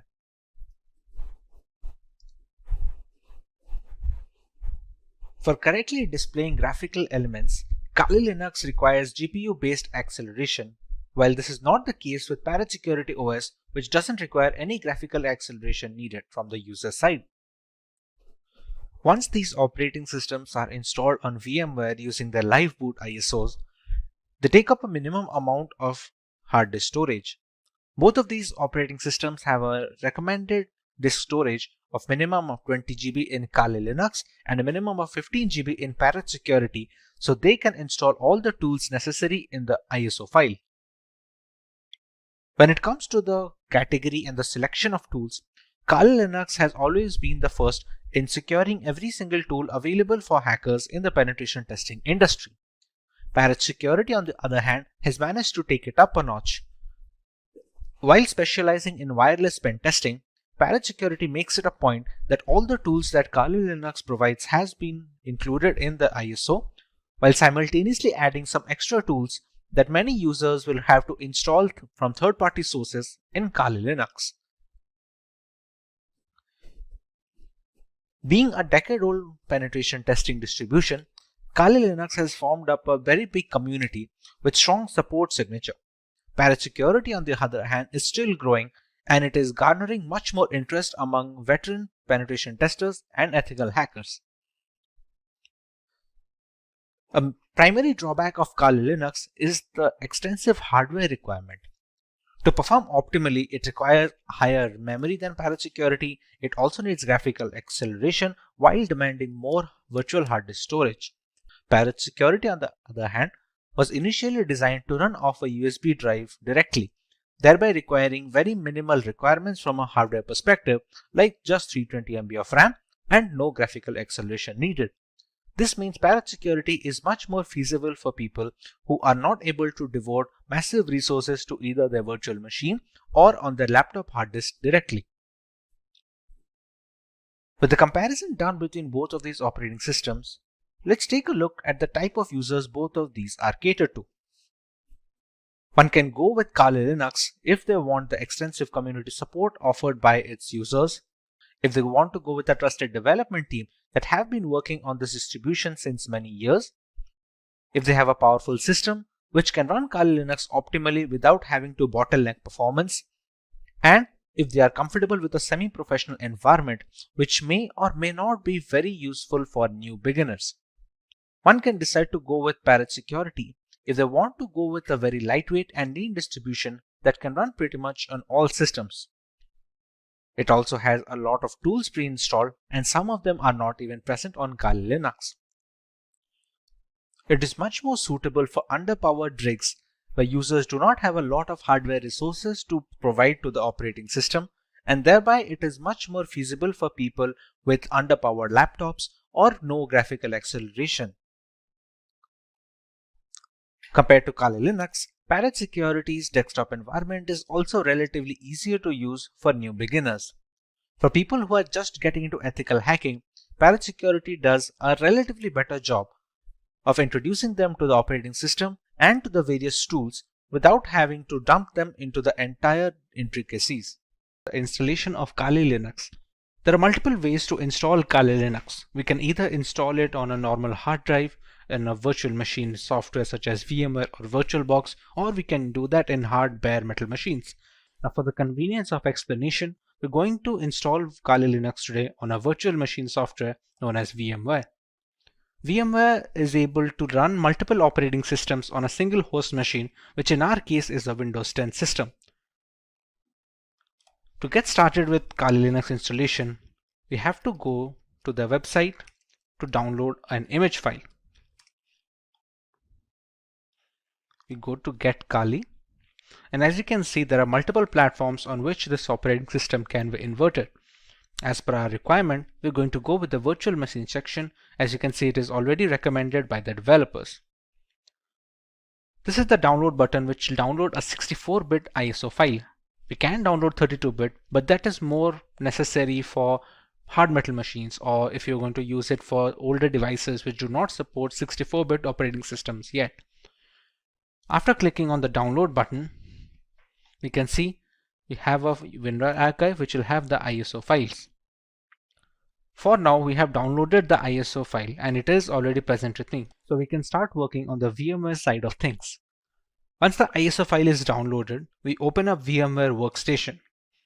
We go to File and we create a new virtual machine. In these two options, it is highly recommended to go with the typical setup rather than the custom one. The custom is much more advanced and requires much more information from the user, which is beneficial for developers and people who are well versed with virtualization software, but for 90% of the cases, typical setup will be enough. Here, we can select the third option, which will be I will install the operating system later. In some operating systems, we can use the ISO file here directly and VMware will install it for us. But for right now, in the case of Kali Linux, the third option is always the safest. Kali Linux is a Linux distribution, so we can select Linux over here, and the version, as you can see here, have multiple versions such as the multiple kernels. Every distribution has a parent distribution. For example, Kali Linux has Debian, and there are other distributions which are based or forked from some parent distribution. Kali Linux is based off Debian, so we can go with the highest version of Debian, which is the Debian 10.x 64-bit. Go on next. We can write any such name. We can write Kali Linux so that it will be easier to recognize the virtual machine among this list of virtual machine instances. The location can be any location you decide to put. By default, it should be the documents folder, but anywhere you put, it will hold up all the information of the operating system. All the files you download, all the configurations you store, everything will be stored in this particular location that you provide. When we go next, we are asked about the disk capacity. This disk capacity will be all the storage that will be provided to your virtual machine of Kali Linux. Think of your Windows device. If you have a 1 terabyte of hard drive, you have the entirety of the hard disk to store data on. How much data you give here, you can only store up to that amount of data. Not to mention, some amount of capacity will be taken up by the operating system itself to store its programs and applications. For now, we can give around, let's say, 15 GB of information. Or if the recommended size for Debian is 20, you can just go ahead at 20. It depends all on the user case. If you are going to use it extensively, you can even go as high as 50 or 60 GB if you have plans to download many more applications and perform multiple different tests. Another option we get over here is storing virtual disks as a single file or storing them into multiple files.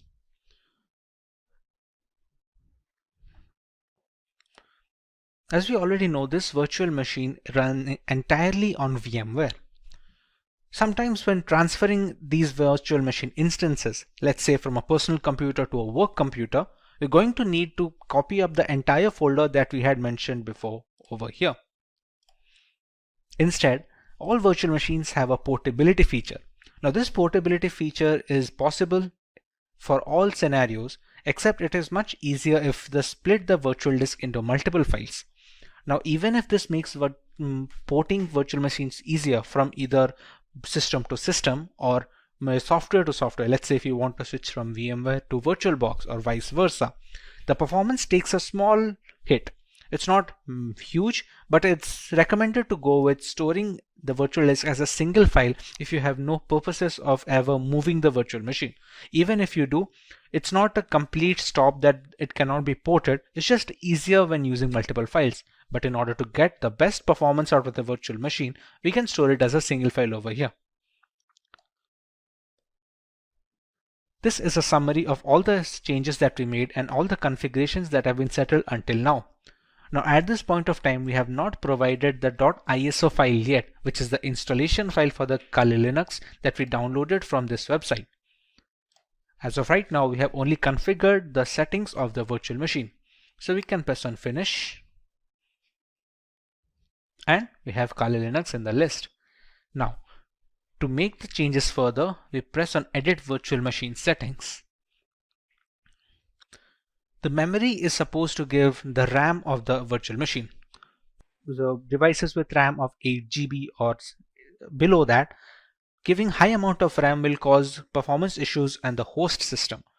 If the memory has some amount of free storage left, let's say on idle storage, my Windows machine takes about 2 GB. So I have 6 GB of memory to provide. Although if you provide all of the 6 GB, it will be much more difficult for the host system to run everything properly. So for this instance, we can keep it as 2 GB of memory for the virtual machine instance. Similarly, we can use the number of processors and we can customize it according to our liking. Let's say if we want to use one processor, but we want to use 2 different cores, we can select them as well. Hard disk is pre-set up as the SCSI hard disk and it does not need to be changed for the installation of this operating system at all. CD/ID DVD. This is where the installation file comes. You can think of the ISO file that we downloaded as a pen drive or a USB thumb drive, which is necessary to install an operating system. To provide this, we're going to select Use ISO image file. We're going to click on Browse. Go to Downloads and select the ISO file over here. Select Open. And we can see it is already loaded up. Next, in the network adapter, it is recommended to use NAT. This helps the virtual machine to draw the internet from the host machine settings. If your host machine is connected to the internet, then the virtual machine is connected as well.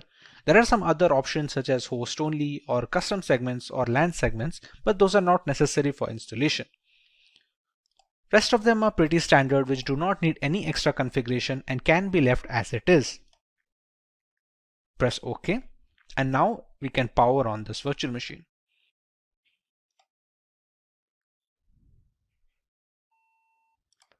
In this screen, we can choose how we want to proceed with the installation.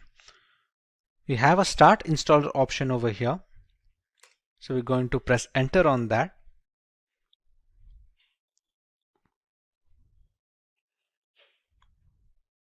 We're going to wait for the things to load from the ISO file. The first step in the installation is choosing the language of the operating system. For this, we can go with English as standard.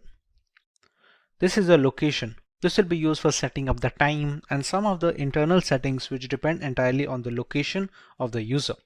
So for this, we're going to go with India. Configuring the keyboard, it's always recommended to go with the American English first.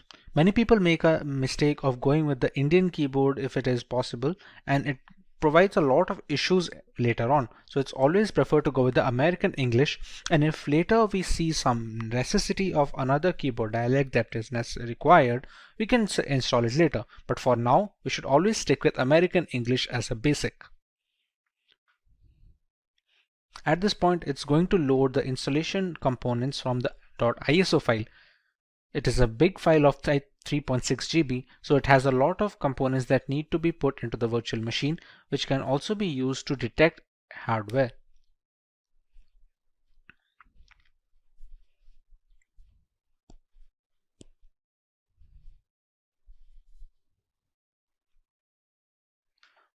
Once the hardware and the network configuration is done by the ISO file, we want to write a host name for the system. This host name can be anything which is used to recognize this device on a local network or a LAN cable. Let's say if we use the name Kali. Domain name, we can skip it for now. It's not necessary as such for the installation. This is the full name for the user. Let's say we can provide the name as Simplilearn as a full name. Next, we're going to set up a username. This username is going to be necessary to identify the user from its root accounts and the subsequent below accounts. For now, we can give it as something as simply123. Now we have to choose a password for the user. Now remember, since this is the first user that is being added onto this newly installed operating system, it needs to be a password for the administrator. We can use whichever password we like over here and use the same password below and press on continue. At this point, it's going to detect on the components on which the operating system can be installed. Like here, there are multiple options like the use entire disk and set up LVM, use entire disk and set up encrypted LVM. For newcomers, it is recommended to just use the first one, since LVM encryption is something that you can learn afterwards when you're much more hands-on with the Linux operating system. For now, we're going to use the use entire disk guided installation and press on continue. When we set up the virtual machine on VMware, we had set up a disk capacity. There we gave a purpose 20 GB. That is the hard disk which is being discovered here. Even though it is a virtual disk, on VMware it acts as a normal hard disk on which an operating system can be installed. So we select this one and press on continue. Here there is a multiple partition system. All the operating systems that are installed have different components. One is used for the keeping of the applications, one for the files, other for the RAM management and other things. For newcomers, it is always recommended to keep it in one partition. And we're going to select that and press on continue. This is just an overview of the partition it's going to make. As you can see, it has a primary partition of 20.4 GB and a logical partition of 1 GB used for swap memory. Now these kind of naming can be confusing for people who are not well versed with Linux operating systems or in general virtualization, but for now you can go ahead and press on continue, as this will be fine. We can press on finish partitioning and write changes to disk and continue. It's just a confirmation page.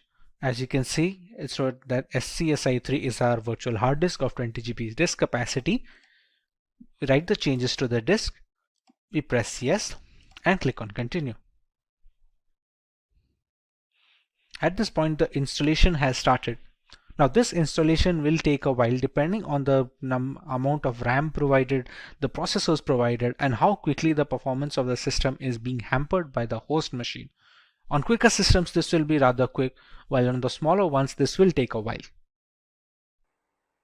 Since this is going to take some time to install, as it is being run on a virtual machine with only 2 GB of RAM, we're going to speed up this part of the video so we don't have to waste any more time just watching the progress bar.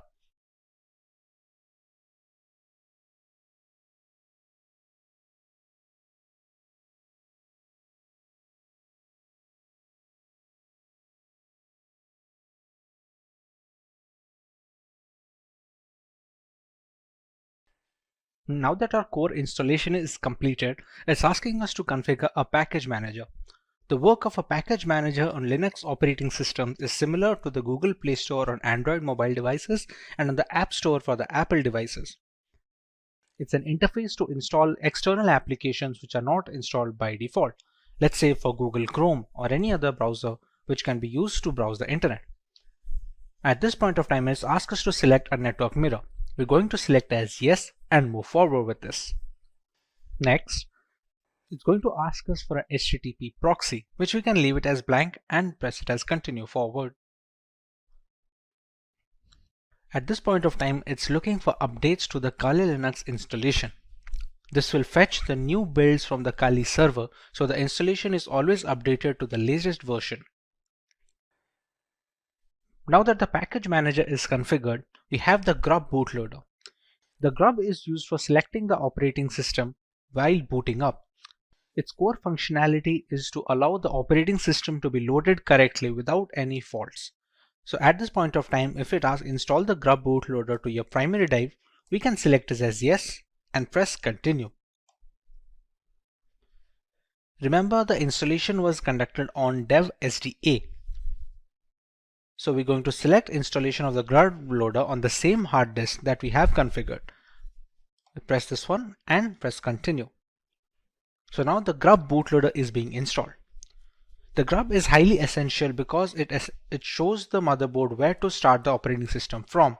Even if the operating system is installed correctly and all the files are in correct order, the absence of a bootloader will not be able to launch the OS properly. As you can see, the installation is finally complete. So now we can press on continue and it's going to finalize the changes.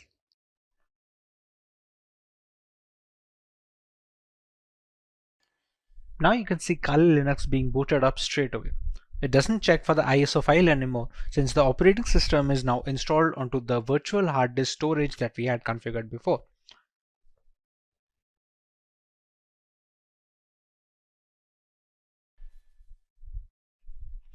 Here we're going to enter our username and password that we had set up before.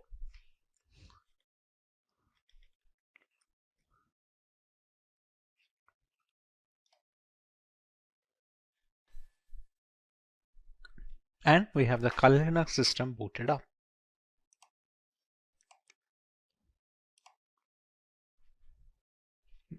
And this is your homepage.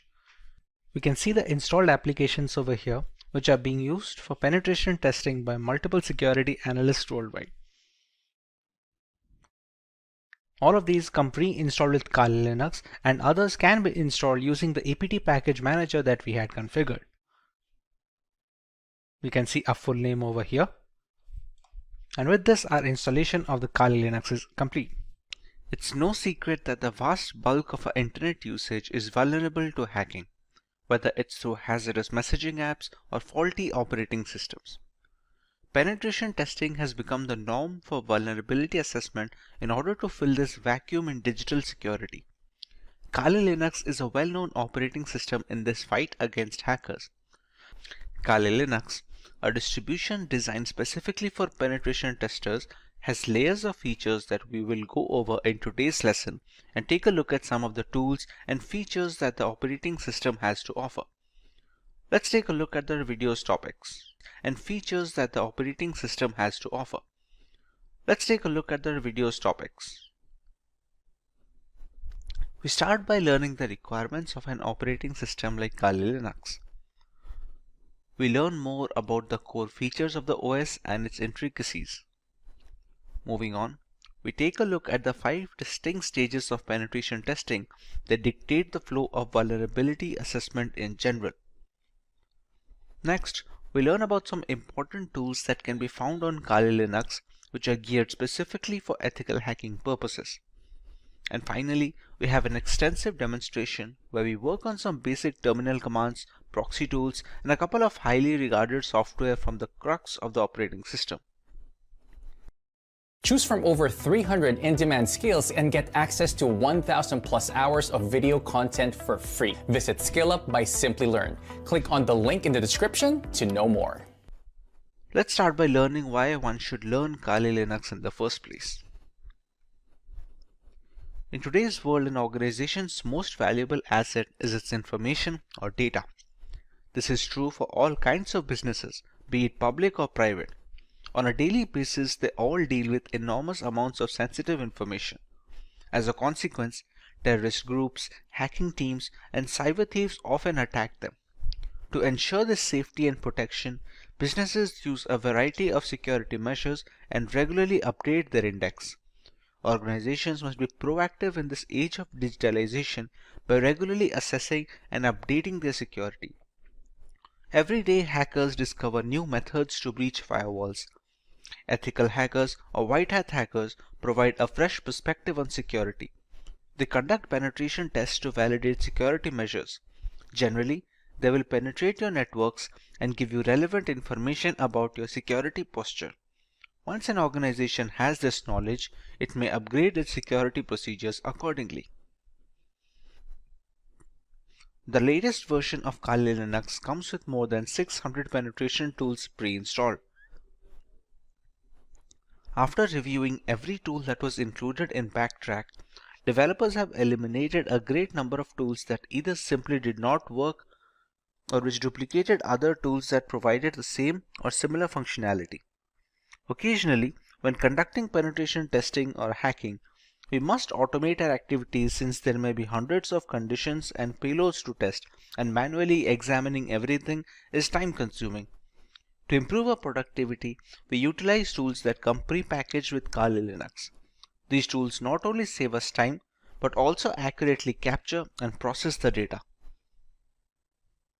The Kali Linux team is made up of a small group of individuals who are the only ones trusted to commit packages and interact with the repositories, all of which is done using multiple secure protocols. Restricting access of critical code bases to external assets greatly reduces the risk of source contamination. Although penetration tools tend to be written in English, the developers have ensured that Kali includes true multilingual support, allowing more users to operate in their native language and locate the tools they need to do for the job.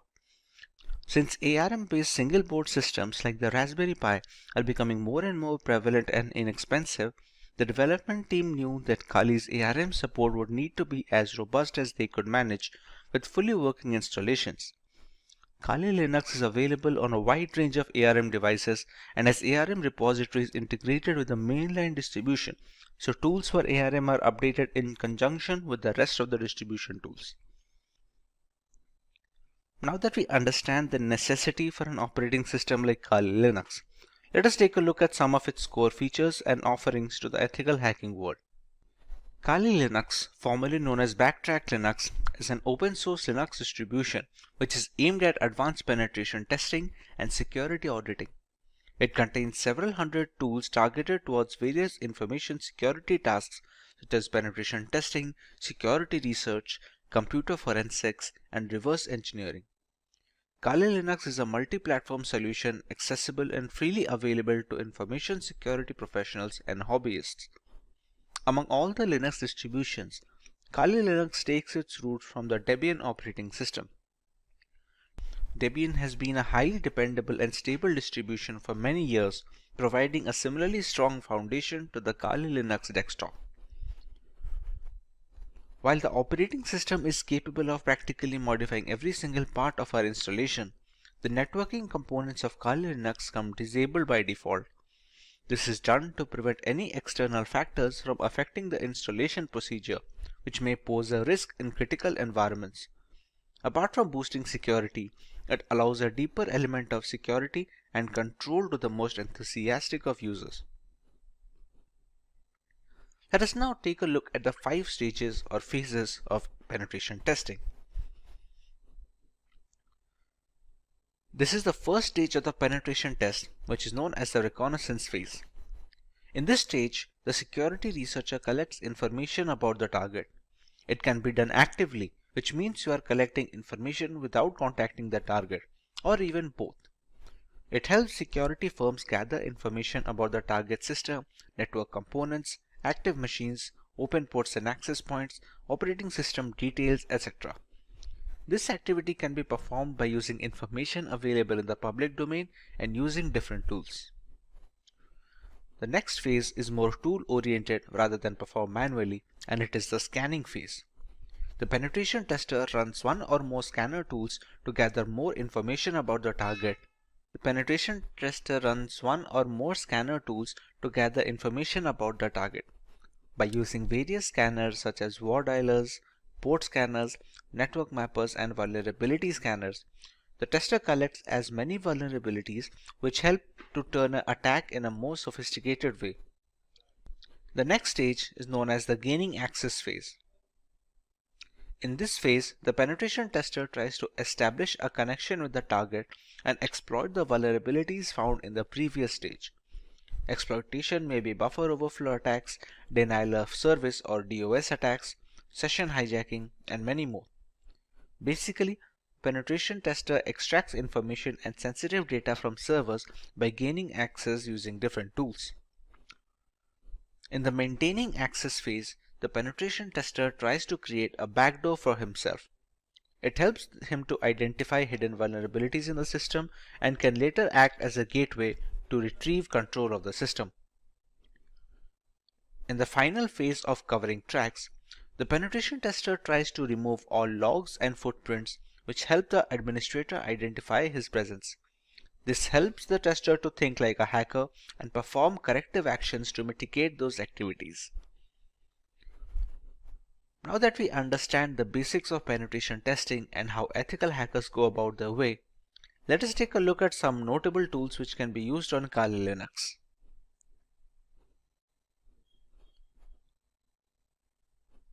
At the top of the chain lies Nmap.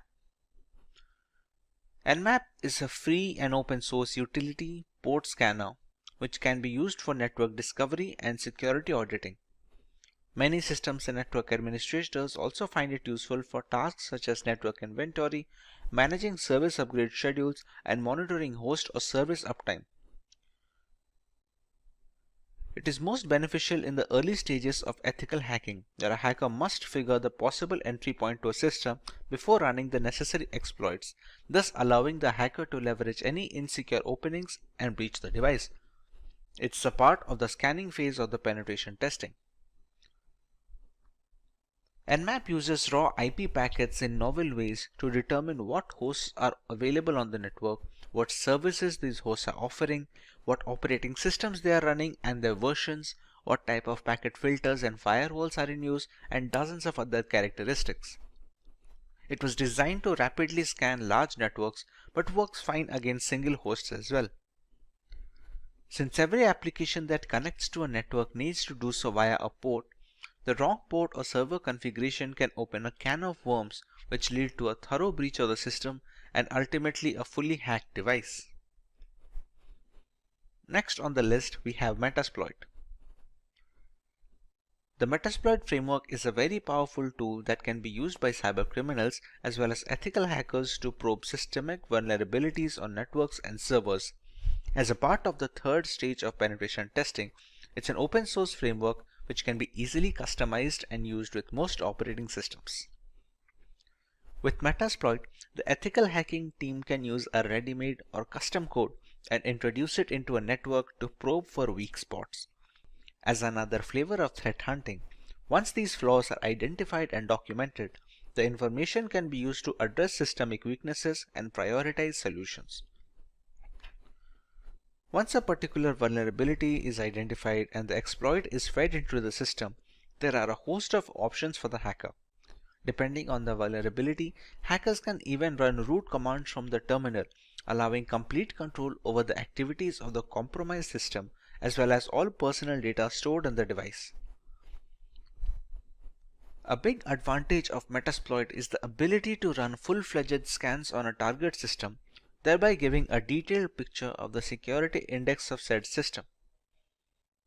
This also provides the necessary exploits that can be used to bypass the firewalls and the antivirus software. Having a single solution to gather almost all the necessary points of attack is very useful for ethical hackers and penetration testers, as denoted by the high rank in this list. At number 3, we have Wireshark. Wireshark is the world's foremost and widely used networking protocol analyzer. It lets you see what's happening on your network at a microscopic level and is the de facto standard across many commercial and non-profit enterprises, government agencies, and educational institutions. Wireshark is a popular open source tool to capture network packets and converts them to human-readable binary format. It provides every single detail of the organization's network infrastructure. It consists of devices designed to help measure the ins and outs of the network. The information collected through Wireshark can be used for various purposes, such as real-time or offline network analysis, identification of the traffic coming onto your network, its frequency, and its latency between specific hops. This helps network administrators generate statistics based on real-time data. Wireshark is also a cross-platform tool that can be installed on Windows, Linux, and Mac systems to enable hackers in all ecosystems to monitor network traffic irrespective of the operating system. The development team is determined to maintain this level of freedom for their users in the foreseeable future. The next tool on our list is AirGarden, which is a part of the third phase of penetration testing.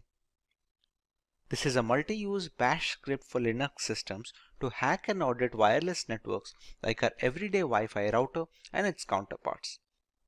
Along with being able to launch denial of service attacks on compromised networks, this multi-purpose Wi-Fi hacking tool has very rich features which support multiple methods for Wi-Fi hacking, including multi-fi WPS hacking modes, all-in-one WEP attack, handshake file capturing, evil twin attacks, pixie dust, and so much more. It usually needs an external network adapter that supports monitor mode, which is necessary to be able to capture wireless traffic traversing the air channels.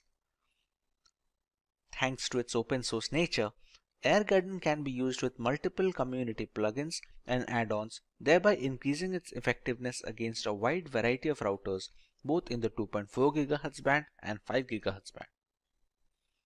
The next tool is John the Ripper. John the Ripper is an open source password security auditing and password recovery tool available for many operating systems.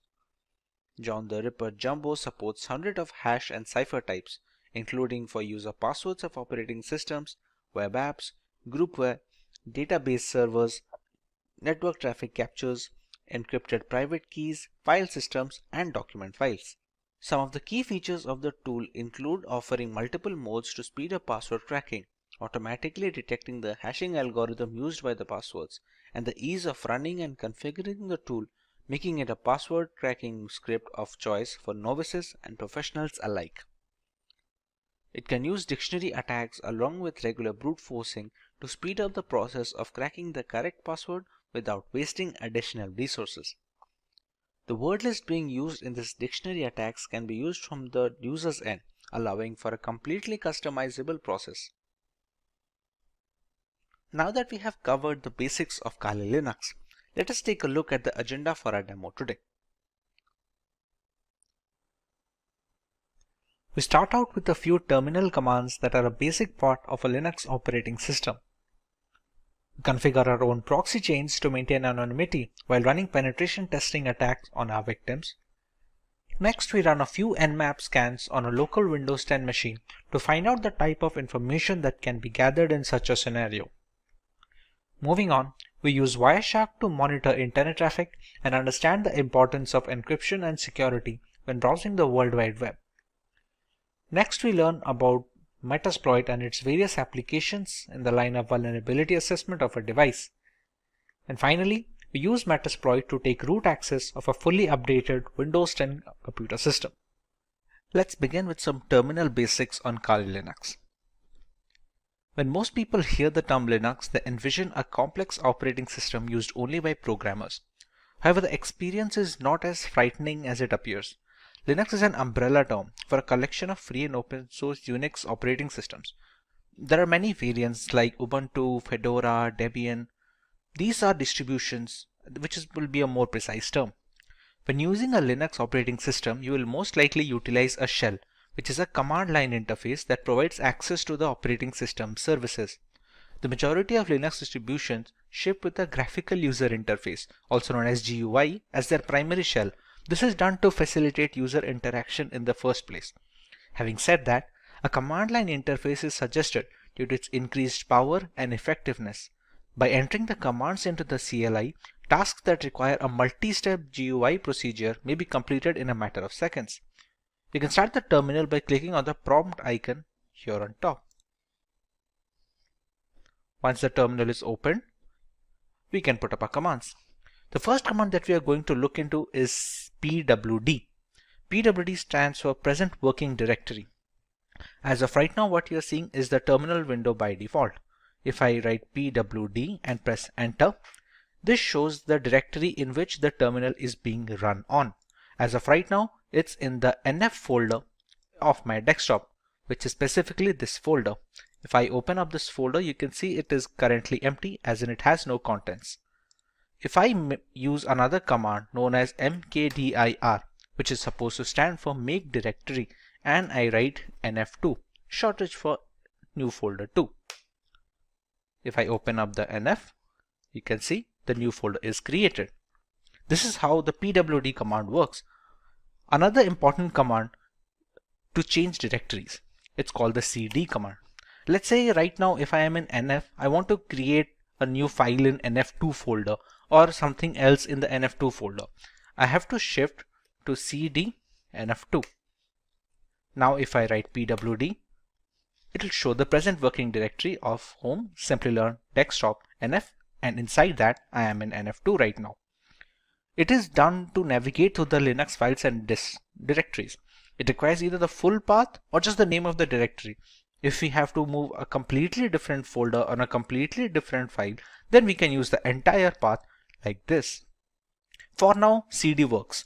Another few commands is we can write cd ... and it will come back one folder. Now the pwd will be just nf and not nf2. Let's say we are in this folder and we want to go a different file. Let's say if we just go for cd home, Simplilearn. That's it. Right now, these are the folders in our current present working directory. We have the desktop, the documents, downloads, etc. From here, we can again go to the desktop using the same cd command, cross-check the changing of directories, and check the files again. And yes, there we go, nf. How do we know this? What are the commands that are used to show the files and folders? That folder is known as the ls command. ls can be used to view the contents of a directory. By default, this command will display the contents of your current working directory. If we add some other parameters, we can find the contents of other directories as well. There are some hidden files as well in Linux which cannot be showed just with ls. For example, if we just go to cd etc, which is a configuration folder for Linux, if we write ls now, these are the files that can be seen. If we want to see the hidden files, we'll have to add one more parameter here like ls -a, and as you can see, the number of files have increased this time around. There are other things as well that we can see with Linux.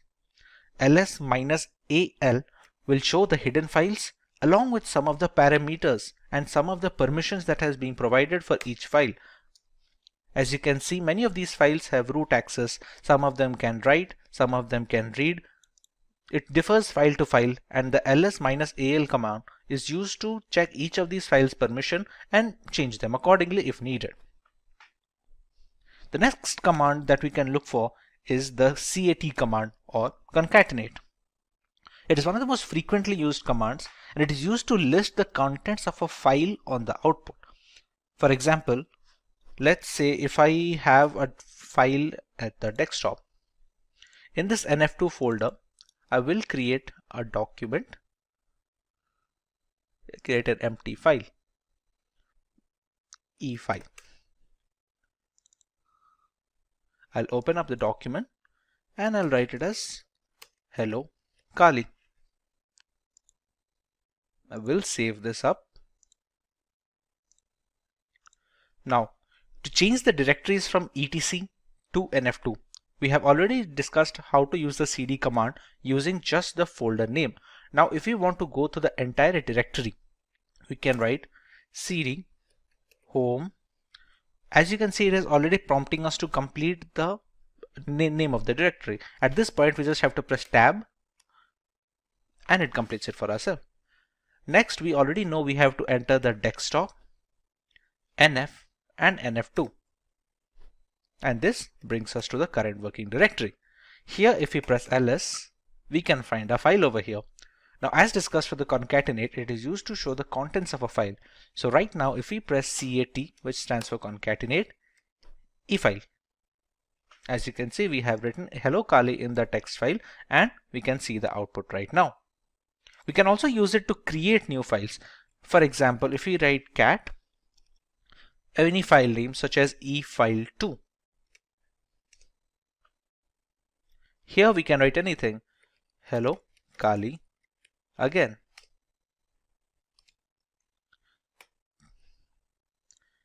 Once we press Ctrl C here, we can check efile2 and we have hello Kali again printed over here. We can see the same using the concatenate command as well.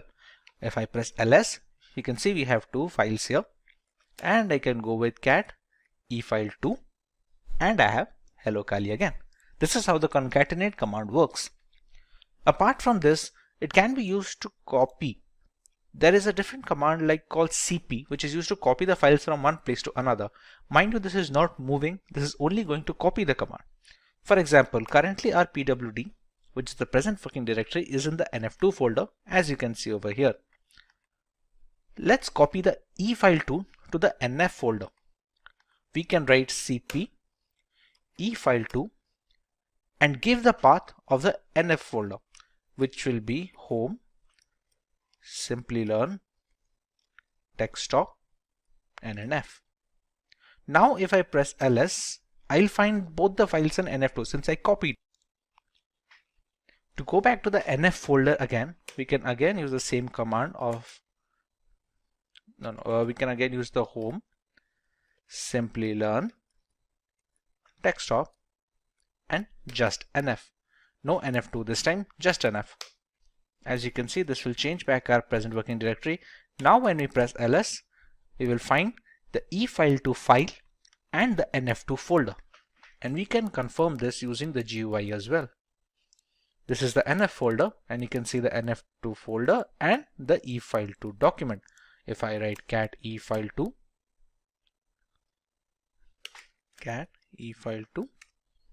we can see the contents of the file.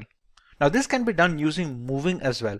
For example, if I go to cd nf2, which is the inside folder, it has both the document files like efile and efile2. Let's say I want to move the efile completely from nf2 to nf1. Instead of writing cp, the command I'm going to use is mv efile, and again give the path of the folder into which I have to copy, which will be again home, Simplilearn, desktop, and nf.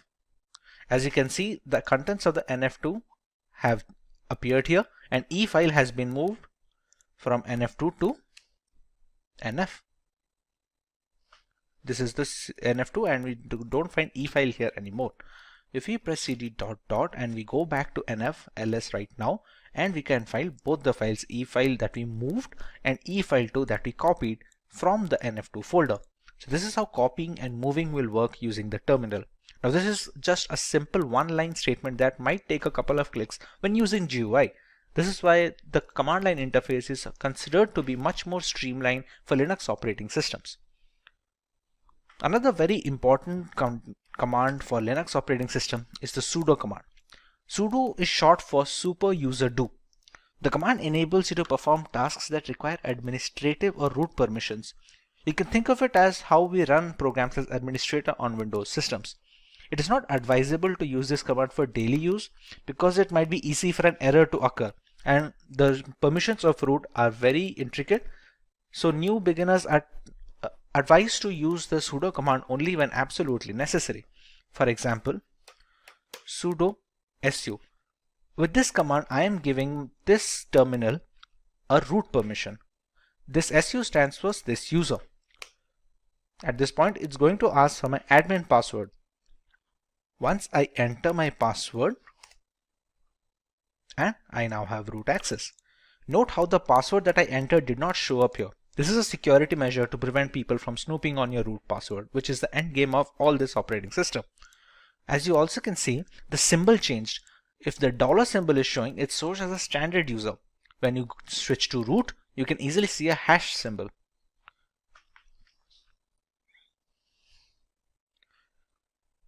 This opens up a separate shell inside this terminal command. For example, we can exit out of the root user to the standard user using the command exit. And once again, we have the dollar sign and the root has vanished over here. There are some commands that will only work with administrative access. For example, when updating the Kali Linux system, we have to use apt update. As you can see, it says problem unlinking the file because permission denied. Now let's try this using sudo apt update. As you can see, it is updating the package repositories which work as the software installed on the system.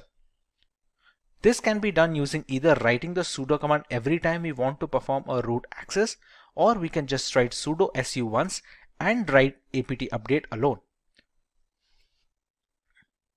The fetching is complete over here. For the second example, let's say I just write sudo su, and this time it's not going to ask me the password because at this current terminal process I've already provided the root password once and it is in memory right now. Now when we used to update the system, we had to write sudo apt update. That was because we were running it as a standard user. Now we are running it as a root user. So all we have to write is apt update and it's going to continue its work. There you go. Another command that can be useful is the ping command. It's pretty self-explanatory. It's going to be checking the internet connectivity. You can be used to check internet connectivity, or you can see if there is a local server on your system which needs to be pinged. Then you can check that. For example, if we have to write ping, and we can use either IP address or domain. Let's say if we want to check that if we can access google.com using this Kali Linux installation or not, we can write ping google.com. And you can see it shows the bytes being sent and received and how much time it took to take up the request. This can be done for local systems as well. For example, this installation of Kali Linux is being run on a virtual machine. Once this machine is running, I still have my host machine running over here, the IP address of which is 192.168.129.179. If I try to ping this from here,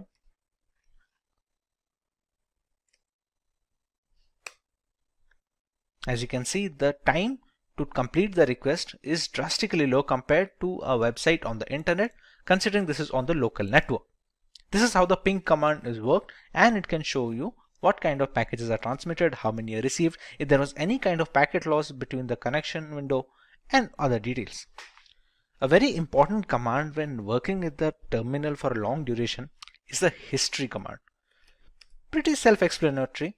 There are so many commands that are being run. Sometimes people forget what was the change they did or what was the directory name they put.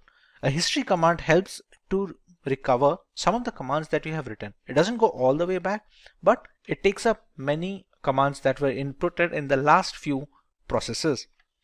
This is how the history command works. These are some of the most commonly used terminal commands. If you want to learn more about this terminal and every other feature of this, please let us know in the comment section and we'll try to make an in-depth tutorial, especially if you could repeat. If you want to learn more about the terminal, please let us know in the comment section and we will try to make an in-depth tutorial specifically for terminal commands on Linux. Moving on, we learn how to configure proxy chains on our system. Proxying refers to the technique of bouncing your internet traffic through multiple machines to hide the identity of the original machine. It is a good tool that hackers use to accomplish this goal is proxy chains.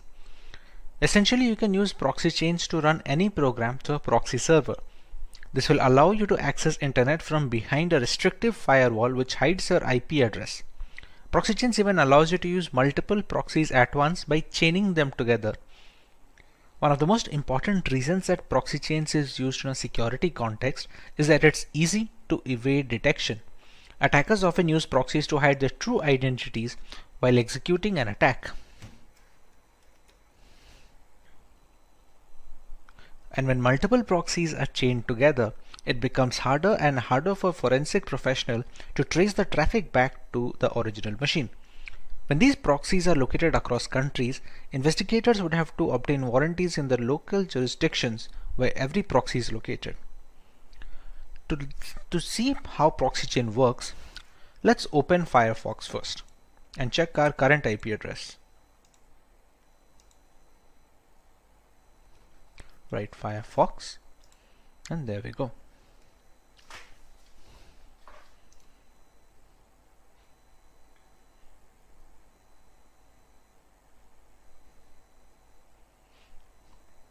As we can see, Firefox is now open. Let's check our current IP address right now. If we go to an address called myip.com, and you can see it easily detects our country is in India and this is a public IP address. Now, if we move to the terminal again, here we can now write proxy chains -h. What this -h does is it finds a help. It stands for the help file. This is for help file. What we found out using this is proxy chains has a config file here, etc proxychains4.conf. This is the config file found. Using this config file, we can customize how our proxy chain should work. If we want to open that, we have to use it in a text editor. On Windows, we have Notepad and other things like that, Microsoft Word to edit documents. On Linux, we have a tool called Nano. To access the Nano, we use the command nano and give the path of the file that we want to check. As of right now, the proxy chains config file is located over here. So we're going to follow the path there. chains4.conf. And here we go. We see the config file. There are three basic types of proxy chaining here. We have a strict chain where all the proxy in the list will be used and they will be chained in order. We have a random chain where each connection made through proxy chains will be done by a random combo of proxies in the proxy list. And you have a dynamic chain.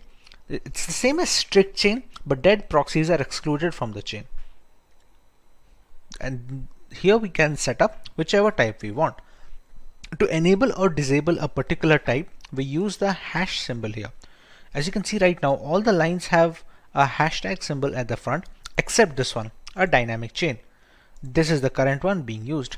Let's say if I want to use a strict chain method, so I can add a hash value here and remove the hash here. At one point of time, any one of these 3-4 types should be enabled. Let's go for the dynamic chain. We can disable this strict chain by putting the hashtag in front and removing the dynamic chain. As you can see below, we have few commands to how to handle the nano text editor. This symbol is known as the control button on your keyboard. Now if we want to write out, which is synonymous to saving the file, it's supposed to go with Control O. So if I press Control O on my keyboard, it says file name to write, and we have to press enter here since we want to overwrite the proxy chains 4.conf file. We don't want to create a new file over here. So just press enter and we get a permission denied.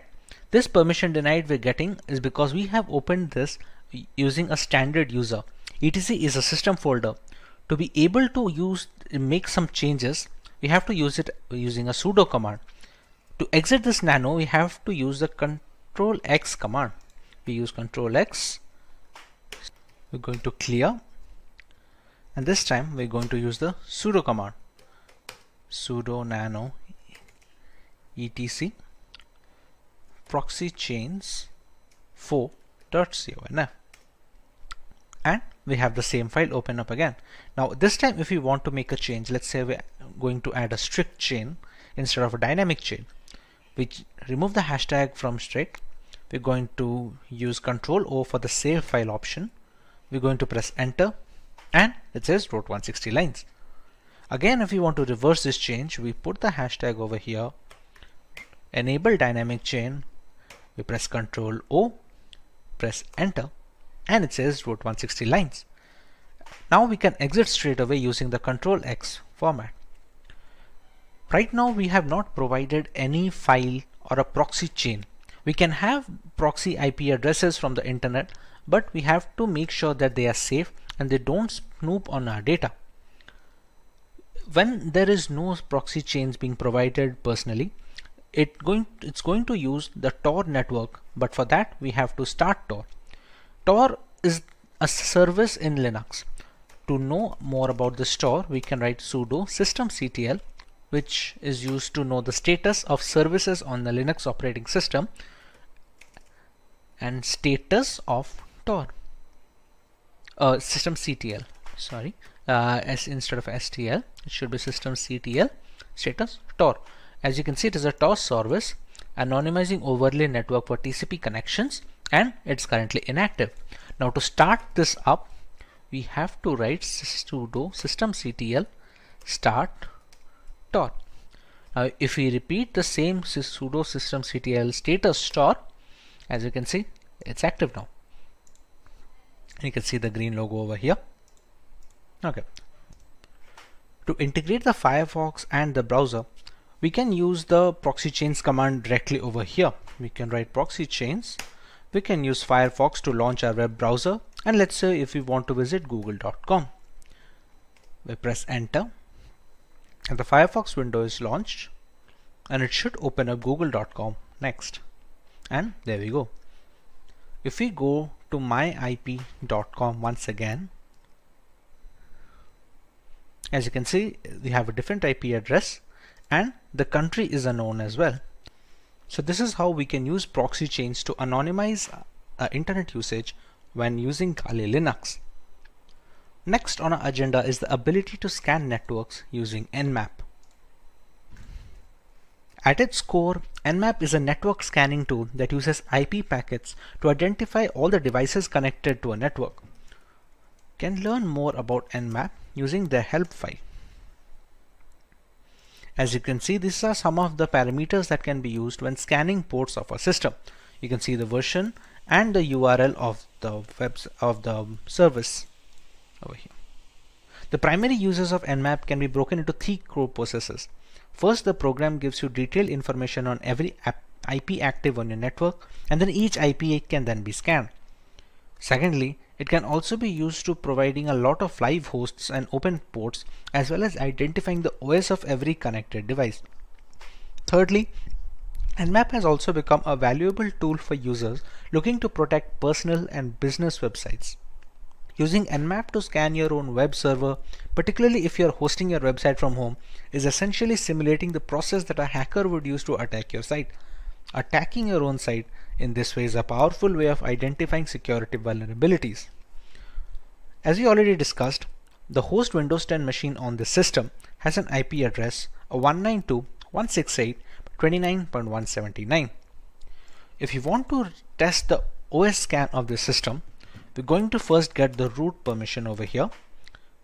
We use the sudo command, and now we are a root user.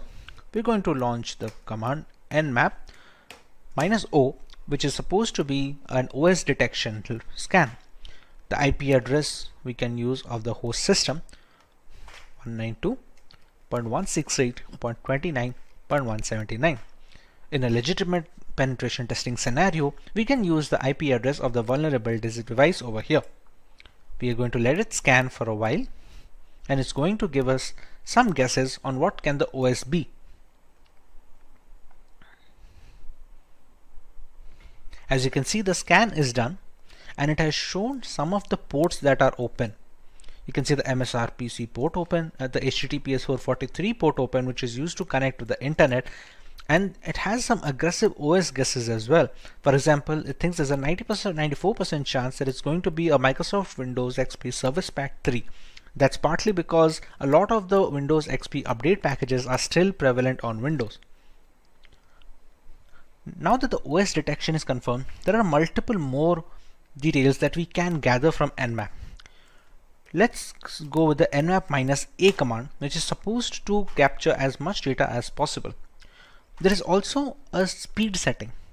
You can call it a speed setting or a control setting of the -t. -t ranges from T0 to T1 to T2 all the way up to T5. This basically determines how aggressively the victim is being scanned. If you scan slowly, it will take more time to provide the results, but it will also give a less chance for the intrusion detection system on the vulnerable machine firewall to detect that someone is trying to penetrate the network. For now, if we want to go with somewhat of a high speed, we can go with the T4 and provide the same IP address of the local machine I am trying to attack. It's going to take a little bit of time since it's trying to capture a lot of information.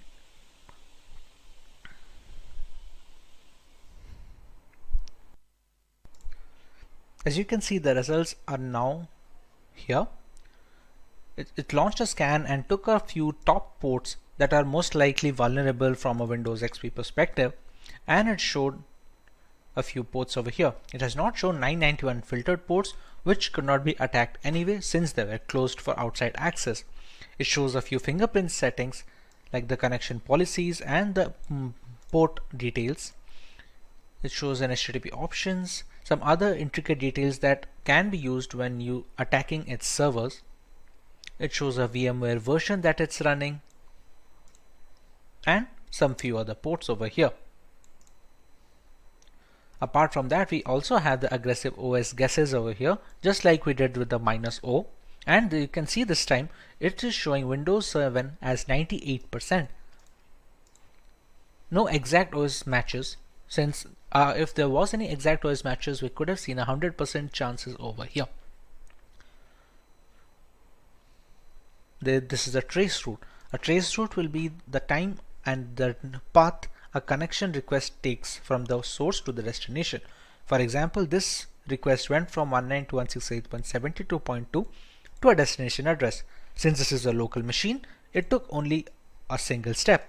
On multiple occasions, if you're trying to access a remote system, it's going to be a number of trace routes when it jumps from firewall to firewall and router to router. This is how we can use Nmap to find information about a system and find some vulnerable ports we can access. Moving on, we have a tutorial on how to use Wireshark to sniff network traffic. To start using Wireshark, we're going to have to open the application first. Now, during installation of Wireshark, there is an option to enable if non-root users can be able to capture traffic or not. In my installation, I have disabled that, so I will be launching Wireshark when using the root user itself.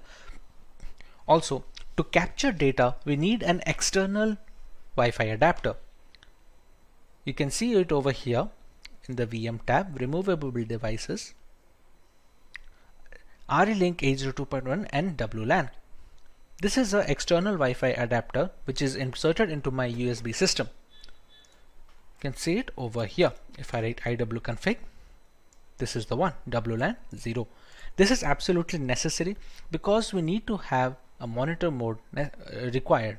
We won't need it for sniffing data on Wireshark right now, but it's going to be necessary later on in this tutorial as well, as we will see. For now, we can just start up Wireshark by writing its name on the command line, and it should start the program. Here we go. Here it's going to check which of the adapters we want to use.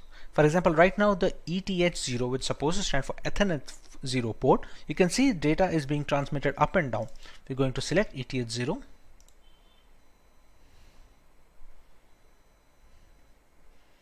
And we have started capturing data. You can see the data request from the source to destination, from the time and which protocol it is following, everything we can see. And we can see the IPv4 flags here as well, as you can see over here.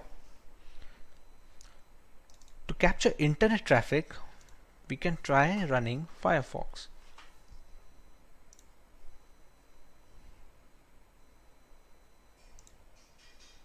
If we just write wikipedia.com,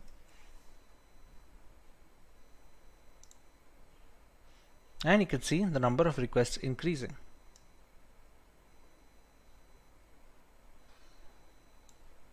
Okay, this is spelling mistake. Wikipedia. Here you can see the application data of all these requests going up, and they're connected to a destination server of 102.166.224. Now, even if we check the transmission control protocol flags over here and so many more things, we cannot find anything beneficial. As you can see, the information over here is gibberish, which is supposed to be, since it's supposed to be encrypted. Now, this is possible due to this being an HTTPS website. Hence, you can see the log symbol over here, and connection is supposed to be secure. Now, what about HTTP ports? We have seen many people recommend to not visit HTTP ports. Repeat. we have seen many people recommend to not visit HTTP websites, and even if we have to visit, to not provide any critical information. For example, let's go to a random HTTP page over here. As you can see, this is saying connection is not secure, and this is an HTTP page and not HTTPS. Now let's check for some of the information that is passing through this. This is a login form. Let's say I have a legitimate account over here. If I write my account name, and my password is supposed to be password 1234. I press login, and the password does not match because I do not have an account over here. But let's say I did, and I was logged in as expected. We can go to Wireshark. We can use filters over here. Now all the requests that I am sending, it's a TCP request, so I can write a filter containing TCP contains whatever string if it is being passed. Let's say for the end username I write my account name, so I can just write my account name over here and press enter to find a request over here. Now as you can see, there are many flags over here. If we go to the HTML form URL encoded and open up some of its flags, as you can see, I can see my account name and Simplilearn password over here. This is the same details that I input on the website. Let's say I did have a legitimate account on this website. I would have logged in with no problems, but anyone who would be using Wireshark to sniff on the data can easily get my credentials from here. This is why it's recommended to not provide any information on HTTP pages. The security is not up to the mark, and always look for the lock symbol when visiting any website or making any internet transactions or providing any information. This is how we can use Wireshark to detect transmission and sniff packet data that is being transferred through the network adapter. Next, we have to learn about what is Metasploit. The Metasploit project is a computer security project that provides information about security vulnerabilities and aids in penetration testing and IDS development. We can open up the terminal here. We're going to allow root access, and to open up Metasploit, the keyword is MSF console. It's going to take a little bit of time to start it up. Now the Metasploit console has been loaded. From here, we can decide what type of attack we want to launch and what kind of exploits we can launch against vulnerable targets. For example, like we had already discussed, I'm running this virtual machine on a Windows 10 host machine. So if I open the command prompt from my Windows 10 over here, if I need to check the IP address once, I go with ipconfig. Here you can see the IP address of this local machine. Moving on, if we have to attack that machine, let's say we want to see what kind of exploits are going to work over there. Now we already know that Windows has some common vulnerabilities. One of those vulnerabilities is the HTA server vulnerability. HTA is supposed to be a HTML application, but when passed the right payload, it can be used to open a backdoor into a system. To start off with the Metasploit and accessing such applications, we're going to use the command use exploit, and the name of the reverse HTA server is this: Windows MISC for miscellaneous HTA server. As you can see, it already found this one. Alright, now there are some options that we need to set for this exploit to go through. For example, you can see some of the options over here. There is the payload. The payload is supposed to be the malicious file that we are going to send on the HTML application, which allows us to give the backdoor. For example, right now the payload, which is the malicious file, is a Windows Meterpreter reverse TCP. Completely understandable. Now let's set the L host. L host and R host and SRV host should be the where we are going to launch the attack from. For example, if we launched another tab of this console and we just press ifconfig, the IP address is 192.168.72.130. So we're going to set the L host as 192.168.72.130, and we're going to do the same thing with SRV host.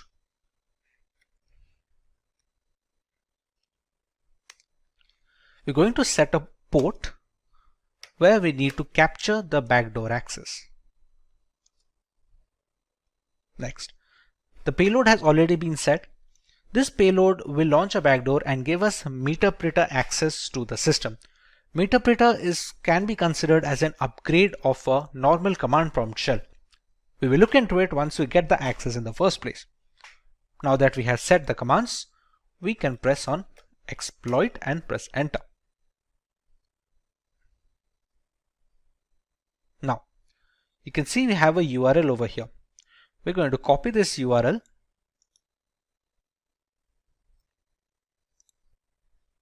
Once the URL is copied, we take it into the browser and paste it. This will ask us to download this file. Now, as per browser security settings, this file should be blocked by default. We can decide to keep it, and with the correct formulation of this malicious package, even the website browser antivirus softwares will not be able to detect good payloads. We're going to save this file and we're going to open it. Publisher could not be verified. If we press run and we go back to our meterpreter access over here, you can see it has already captured a URL of an HT server and it is writing delivering payload.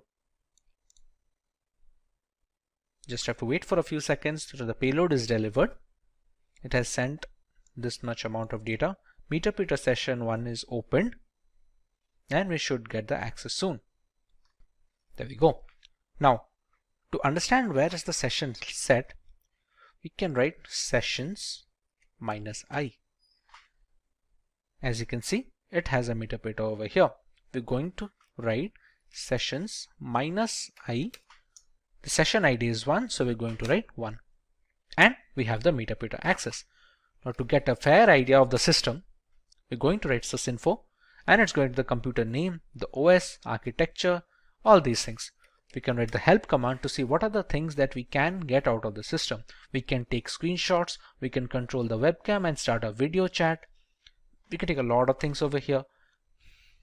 There are other commands as well where we can change the file directory, like the cat command, cd command. There are so many things that work in the normal CMD which we can run on the meterpreter as well. Now, if we want to access this command prompt of the system directly, we can go with this. We have to write shell, and there we go. We are in the downloads folder right now. To see if this is the same computer or not, we're going to write ipconfig. As you can see, it is our victim machine with 192.168.29.171. We can just press exit and we're back with the meterpreter access. This is how we can use meterpreter and metasploit to gain access to a Windows 10 machine. Next, let's take a look at how we can get root access from a Windows 10 system. We just learned how we can get a meterpreter access from a system. We can background this meterpreter session by writing background and pressing enter. We can still see the sessions -i. It's still present over here. Now, these kind of access are not administrative access. These are the kind of backdoors that can be created for standard users. But to get a complete access of a system, including the program files, the Windows documents, we need to have root access or administrative access. To do that, we're going to use another exploit. Reminder that the meterpreter session of the standard access is already present and we're not messing with it right now. We're going to set up another session, albeit with the same machine. That exploit name is use exploit Windows local bypass UAC event viewer, and there we go. Now, if we check the options that we can put in this system, we have to choose an exploit target. We need to put a session as well. Let's say we're going to use the session 1. This is the session that has the metadata access with the standard user. It doesn't have the system user. We're going to write set session 1 and we're going to run exploit. Run a few commands and it opened a second metadata session. As you can see, it is the session 2. If I write sysinfo, you can still see I'm not the system user right now. I'm still just a normal user. How can we check that? If you go to shell, I still see user Shinabi downloads, all these things. If I press exit, go back to the metadata. There is a command on metadata, get system. It attempts to elevate your privilege to that of the local system, which basically means you get promoted into root access. So if we write get system, and due to pipe impersonation, we now have the system root access. As you can see, now it has become x64 and we are the admin users. Now if I go to shell, I can easily go back, Windows, and I can easily access these things. This kind of control over the Windows folders and the program files folders, these kind of things are not possible if you are not an admin access or the command prompt has not been run with admin permissions. This is how we can use privilege escalation to get into an admin access system. We use the second exploit, which was the bypass UAC event viewer exploit, and essentially used it with the first session. As you can read here, Windows escalation UAC protection bypass. It was first disclosed on 2016, but it still works on some systems. This is how we can get root access on a Windows 10 installation. Hope you learned something new today. Professionals in security testing, penetration testing, and ethical hacking utilize Linux as their preferred operating system. It provides several configurable distributions that you may configure based on your end use. Kali Linux and Parrot OS are two popular penetration testing distributions. While these operating systems each have unique offerings, the overall choice can differ between personnel thanks to their various tools and hardware specifications. Today we will look at both these distributions and settle on the perfect choice for each type of user. Let's go through the agenda for this video. We will learn about Kali Linux and Parrot Security OS from scratch, while understanding their primary selling points as a Linux distribution catered towards penetration testers. Next, we know about some features of these operating systems that stand out of their package. Finally, we directly compare Kali Linux and Parrot Security OS, thereby making a clear-cut conclusion on which OS is perfect on a per-requirement basis. So let's start by learning about Kali Linux from a ground level. Kali Linux, which is formerly known as Backtrack Linux, is an open source Linux distribution aimed at advanced penetration testing and security auditing. It contains several hundred tools targeted towards various information security tasks such as penetration testing, security research, computer forensics, and reverse engineering. Kali Linux is a multi-platform solution, accessible and freely available to information security professionals and hobbyists.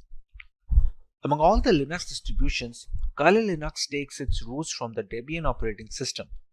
Debian has been a highly dependable and a stable distribution for many years, providing a similarly strong foundation to the Kali Linux desktop.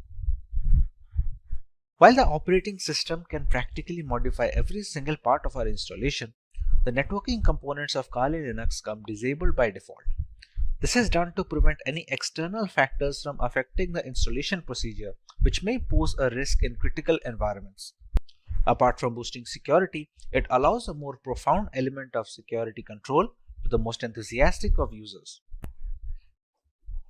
Now, let's take a look at Parrot Security operating system. Parrot Security OS is a Debian-based Linux distribution with an emphasis on security, privacy, and development. It is built on the Debian's testing branch and uses a custom-hardened Linux kernel. Parrot Security contains several hundred tools targeted towards tasks such as penetration testing, computer forensics, reverse engineering, and security research. It is seen as a generally lightweight distribution that can work under rigorous hardware and software specifications. It features a distinct forensics mode that does not mount any of the system's hard disks or partitions and has no influence on the host system, making it much more stealthy than its regular occurrence. This mode is used on the host system to execute forensic procedures. A rolling release is a paradigm in which software upgrades are rolled out constantly rather than in batches of versions in software development. This ensures that the software is constantly up to date. A rolling release distribution such as Parrot Security OS follows the same concept. It provides the most recent Linux kernel and software versions as soon as they become available. With a basic introduction to the operating systems out of the way, let us take a look at the unique features of both Kali Linux and Parrot Security OS.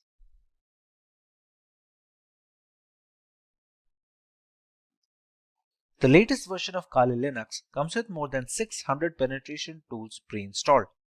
After reviewing every tool included in Backtrack, developers have eliminated a significant number of tools that either simply did not work or duplicated other tools that provided the same and similar functionality.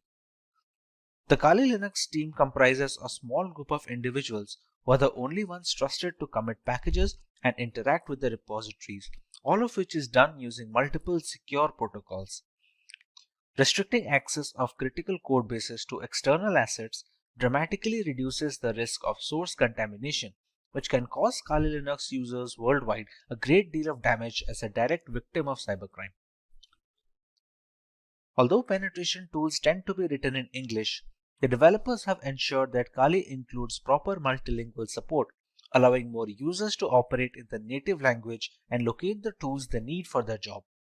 The more comfortable a user feels with the intricacies of the operating system, the easier it is to maintain a strong hold over the configuration and the device in general. Since ARM-based single-board systems like the Raspberry Pi are becoming more prevalent and inexpensive, the development team knew that Kali's ARM support would need to be as robust as they could manage with fully working installations. Kali Linux is available on a wide range of ARM devices and has ARM repositories integrated with the mainline distribution, so the tools for ARM are updated in conjunction with the rest of the distribution. Let's take a look at some of the features of Parrot Security operating system now. Along with a giant catalog of scripts, Parrot Security OS has its own hardened Linux kernel modified explicitly to provide as much security and resistance to hackers as possible in the first line of defense. The configurations in the operating system act as the second gateway, taking care of malicious requests and dropping them off. This is particularly beneficial since should there be a scenario where the latest Linux kernel is causing some particular issue, the Parrot OS development team will most likely iron it out first before passing it on as an update. If the custom hardened kernel wasn't reason enough, Parrot Security developers managed to install more hacking tools and scripts to ensure a smooth transition for the Kali Linux users. All the tools you find in Kali are present in Parrot OS and a few extra ones for good measure. And this has been achieved while keeping roughly the same operating system size between both of them.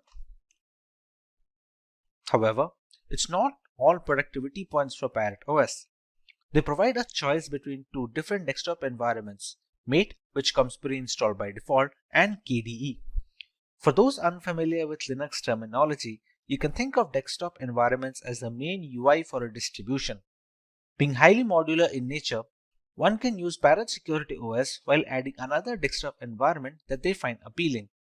While Kali Linux has only a single option, Parrot Security has provided two optimized builds with Mate Desktop and KDE Desktop. One of the primary advantages of Parrot OS over Kali Linux is that it's relatively lightweight. This implies that it takes significantly less disk space and computing power to function correctly, with as little as 320 MB of RAM required. In reality, Parrot OS is designed to operate successfully off a USB stick, but Kali Linux does not work well from a USB drive and is generally installed in a virtual machine. Parrot OS is more of a niche distribution if you're searching for something lighter than Kali Linux. Features are great, but what about performance? Real-world metrics. Let us compare both these operating systems directly with respect to their hardware specifications and usability. In the end, we can decide on what distribution is fit for each type of user.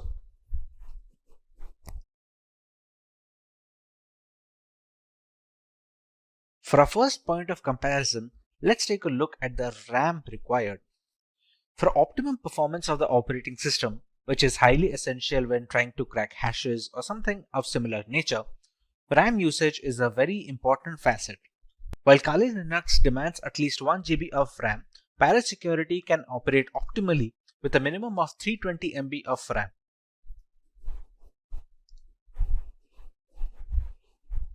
For correctly displaying graphical elements, Kali Linux requires GPU-based acceleration, while this is not the case with Parrot Security OS, which doesn't require any graphical acceleration needed from the user side.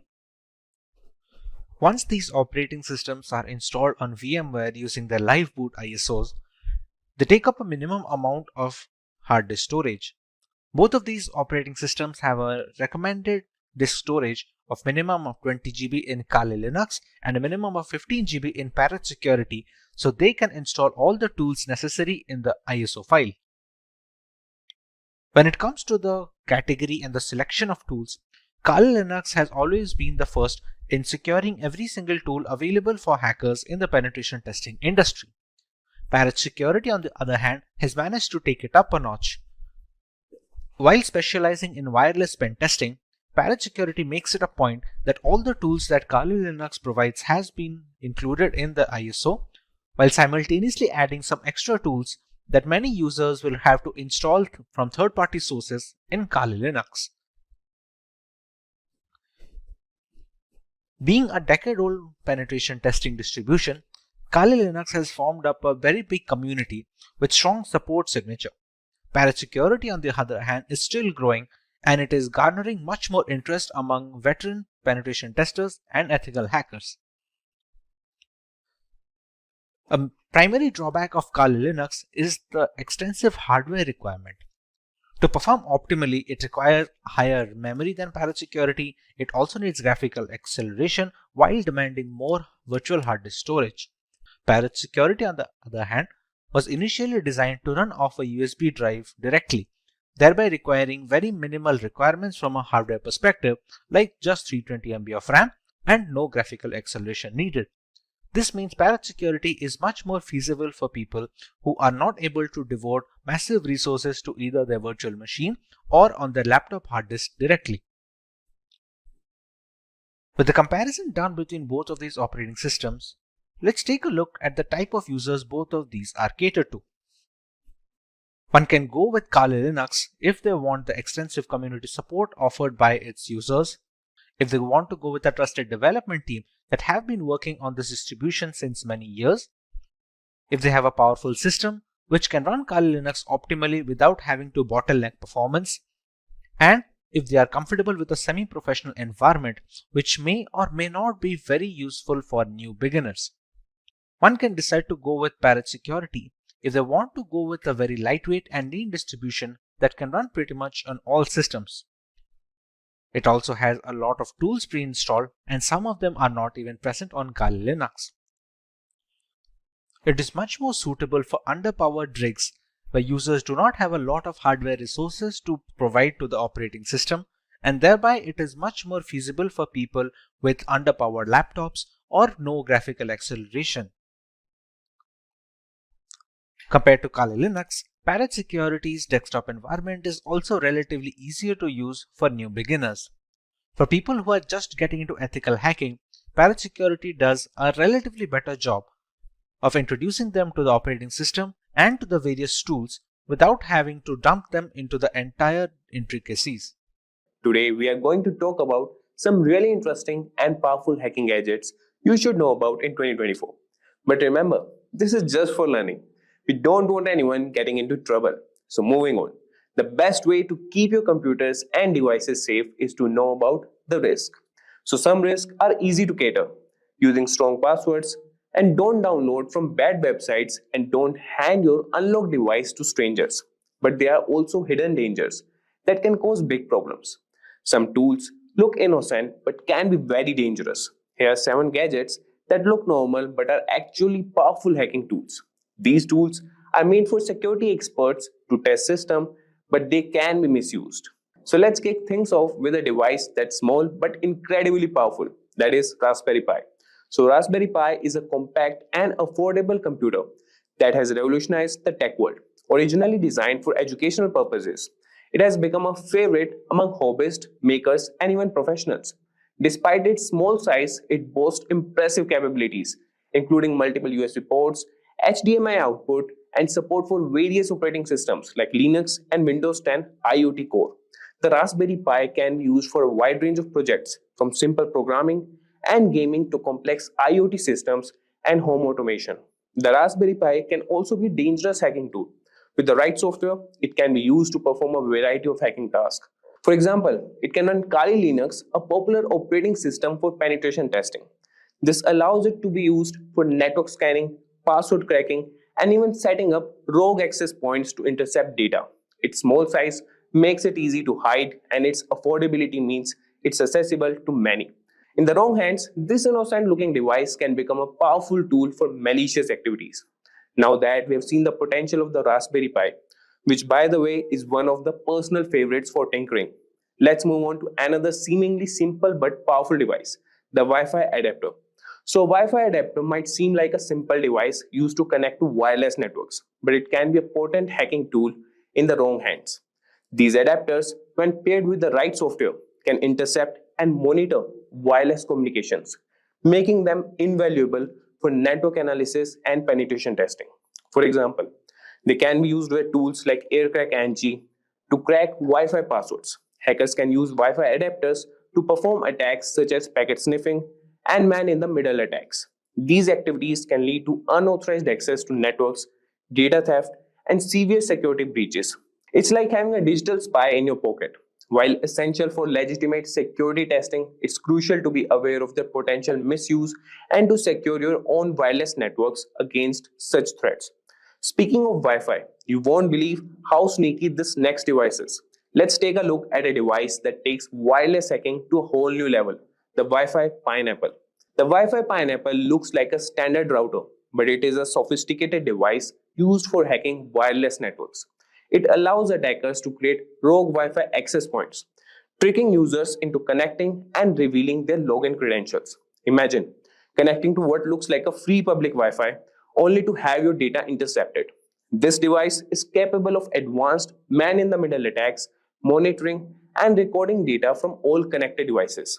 Additionally, the Wi-Fi Pineapple can capture Wi-Fi handshakes, which can then be used to crack network passwords. Its powerful feature makes it a favorite among penetration testers for assessing network security, but in the wrong hands, it can be used for malicious activities, highlighting the importance of robust wireless security. So from Wi-Fi to Bluetooth, which is everyone these days, right? Let's now explore a powerful tool for Bluetooth hacking, the Ubertooth One. The Ubertooth One is an open source Bluetooth testing tool that appears to be a simple USB dongle. Despite its unassuming appearance, it can monitor and analyze Bluetooth communications, making it a valuable asset for those testing the security of Bluetooth devices. Think of it as a spy for Bluetooth traffic. The Ubertooth One can capture Bluetooth packets, perform Bluetooth attacks, and even explore vulnerabilities in Bluetooth networks. Its ability to dissect Bluetooth traffic makes it a powerful tool for both legitimate security research and potential misuse. Understanding its capabilities helps highlight the importance of securing Bluetooth-enabled devices against unauthorized access and attacks. Continuing with radio frequency tools, which honestly sounds like something out of a spy movie. So let's discuss the Hack RF1 and its versatile capabilities. So the Hack RF1 is a versatile software-defined radio SDR platform that can transmit and receive radio signals from 1 MHz to 6 GHz. It looks like a standard electronic device, but can be used for a wide range of hacking activities. Imagine being able to capture and manipulate signals across a broad spectrum. With the Hack RF1, users can capture and analyze various radio signals, jam frequencies, and even spoof signals to manipulate communication systems. This tool is particularly useful for exploring and testing the security of wireless communication systems. While it serves an essential role in legitimate research and development, the Hack RF1 also demonstrates the need for robust security measures to protect against radio frequency based attacks. So now let's look at a tool that takes advantage of a computer's trust in USB devices. And trust me, this one's sneaky, the USB rubber ducky. So the USB rubber ducky is a device that looks like a regular flash drive but acts like a keyboard, typing commands into any computer it's plugged into. Hackers use it to execute pre-programmed scripts that can steal data, install malware, or take control of the target device. It's like a tiny digital ninja. This tool exploits the trust computers have in USB devices, making it a potent weapon for cyber attacks. It's a reminder to be cautious about plugging in unknown USB devices, as they could be rubber duckies in disguise, ready to unleash harmful commands and compromise your system security. So finally, we have got a real undercover gadget here. Let's uncover the secret capabilities of the LAN turtle. The LAN turtle looks like a typical USB Ethernet adapter, but it's a covert hacking tool used to monitor and infiltrate networks. Don't let its innocent appearance fool you. It provides hackers with several capabilities, such as network scanning, DNS spoofing, and data capture. The LAN turtle can be discreetly plugged into a network, allowing access to gather sensitive information and gain unauthorized access. Its ability to operate undetected makes it particularly dangerous, emphasizing the need for vigilance and robust network security measures to prevent unauthorized devices from connecting to your systems. So there you have it, guys. We have explored some of the most powerful and dangerous hacking gadgets out there. These tools can do a lot of damage if they fall into the wrong hands. That's why it's so important to stay informed and vigilant about cybersecurity. Hey everyone, today we will explore the world of cybersecurity with Hacker GPT, a specialized version of ChatGPT designed for ethical hacking and cybersecurity. In a digital landscape where cyber attacks occur every 39 seconds, causing billions in damages annually, Hacker GPT provides the essential tools and knowledge to defend against these threats. So Hacker GPT offers guidance on a wide range of topics including security practices, ethical hacking techniques, and scripting for system security. Cybercrime damages are expected to reach $6 trillion annually, making it a major challenge for organizations. And if we talk about some of the breaches, so in 2020, over 36 billion records were exposed due to data breaches. And the infamous Equifax breach of 2017, where 147 million people's information was compromised, highlights the importance of regular security assessments and vulnerability management. These are the areas where Hacker GPT excels, and Hacker GPT strictly adheres to ethical guidelines, refusing to assist with any unethical or illegal queries. So our commitment is to provide guidance that adheres to legal and professional standards, helping you become a responsible cybersecurity professional. So guys, let's get started with Hacker GPT that equip you with the knowledge and skills to defend against cyber threats ethically and effectively. So guys, this is ChatGPT and this is the paid version of ChatGPT 4.0. And what I was telling you is this is the Explore GPT section. So here you can find all the GPTs that are created by ChatGPT, OpenAI, or the individuals, or you can find the companies who have created GPTs. So you can find these are the recently used, and this is the most used Hacker GPT. You can find other GPTs also, that is Hacker GPT, and you could see that, and they have been used by 5,000 plus users, and this have been used by 10,000 plus users. So you can just search for ethical Hacker GPT here, and it has been rated 4.5 stars, 10,000 plus conversations, and these are the conversation starters if you need any assistance. And the capabilities you can see here, and the ratings given by users, and more by the creator who has created this. So we'll start with this. We'll start the chat here, and I want to tell you guys that ChatGPT doesn't answer non-ethical questions. So if you try to extract that information from ChatGPT, that won't be possible. But we can do a bit, like we can cross a bit line with ethical Hacker GPT, but that should be used for ethical purposes only. So I will show you guys how you can utilize this GPT, and one more thing guys, if you want to create your own GPT, you can also create that also. You can go to explore GPT section, and here's the create option. Click on create, and here you can start creating your GPT.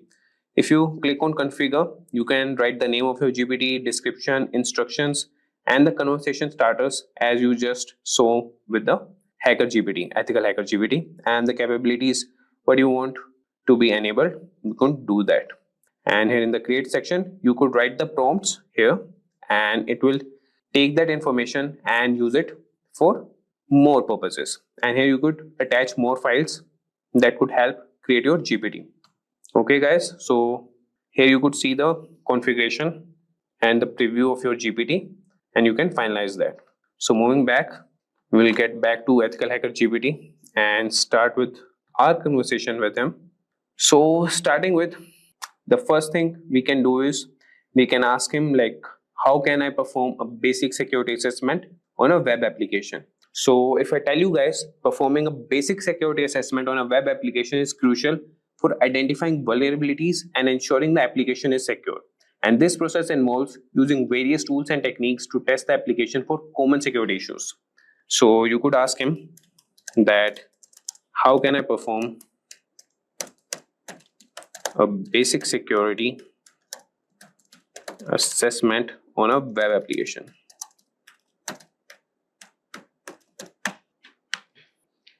And just wait for a few seconds, and you could have the response from ethical Hacker GPT. So you could see that performing a basic security assessment on a web application involves several key steps, and these are the key steps. Number one is preparation and information gathering. And how you can do that, these are the steps: identify the scope, gather information. Then is the second step, that is reconnaissance, and you can use the tools Burpsuit, Nikto, and others. Similarly, you could see all the steps here. So I won't be guiding, or I won't be reading what responses are generated by ethical Hacker GPT. I have used that, and he provides very accurate, like I would say around 95 to 96% accurate results. Here I want to show you guys how you can utilize it. So I will show you prompts and what things you can ask him. So this was all about, repeat. So this was about the general security thing. Now we'll move to ethical hacking, and we can ask him how we can perform a SQL injection attack ethically on a test environment. So these are the prompts that you can write. That would be, how do I perform a SQL injection attack, and that too ethically. If you write this, that would be good on a test environment.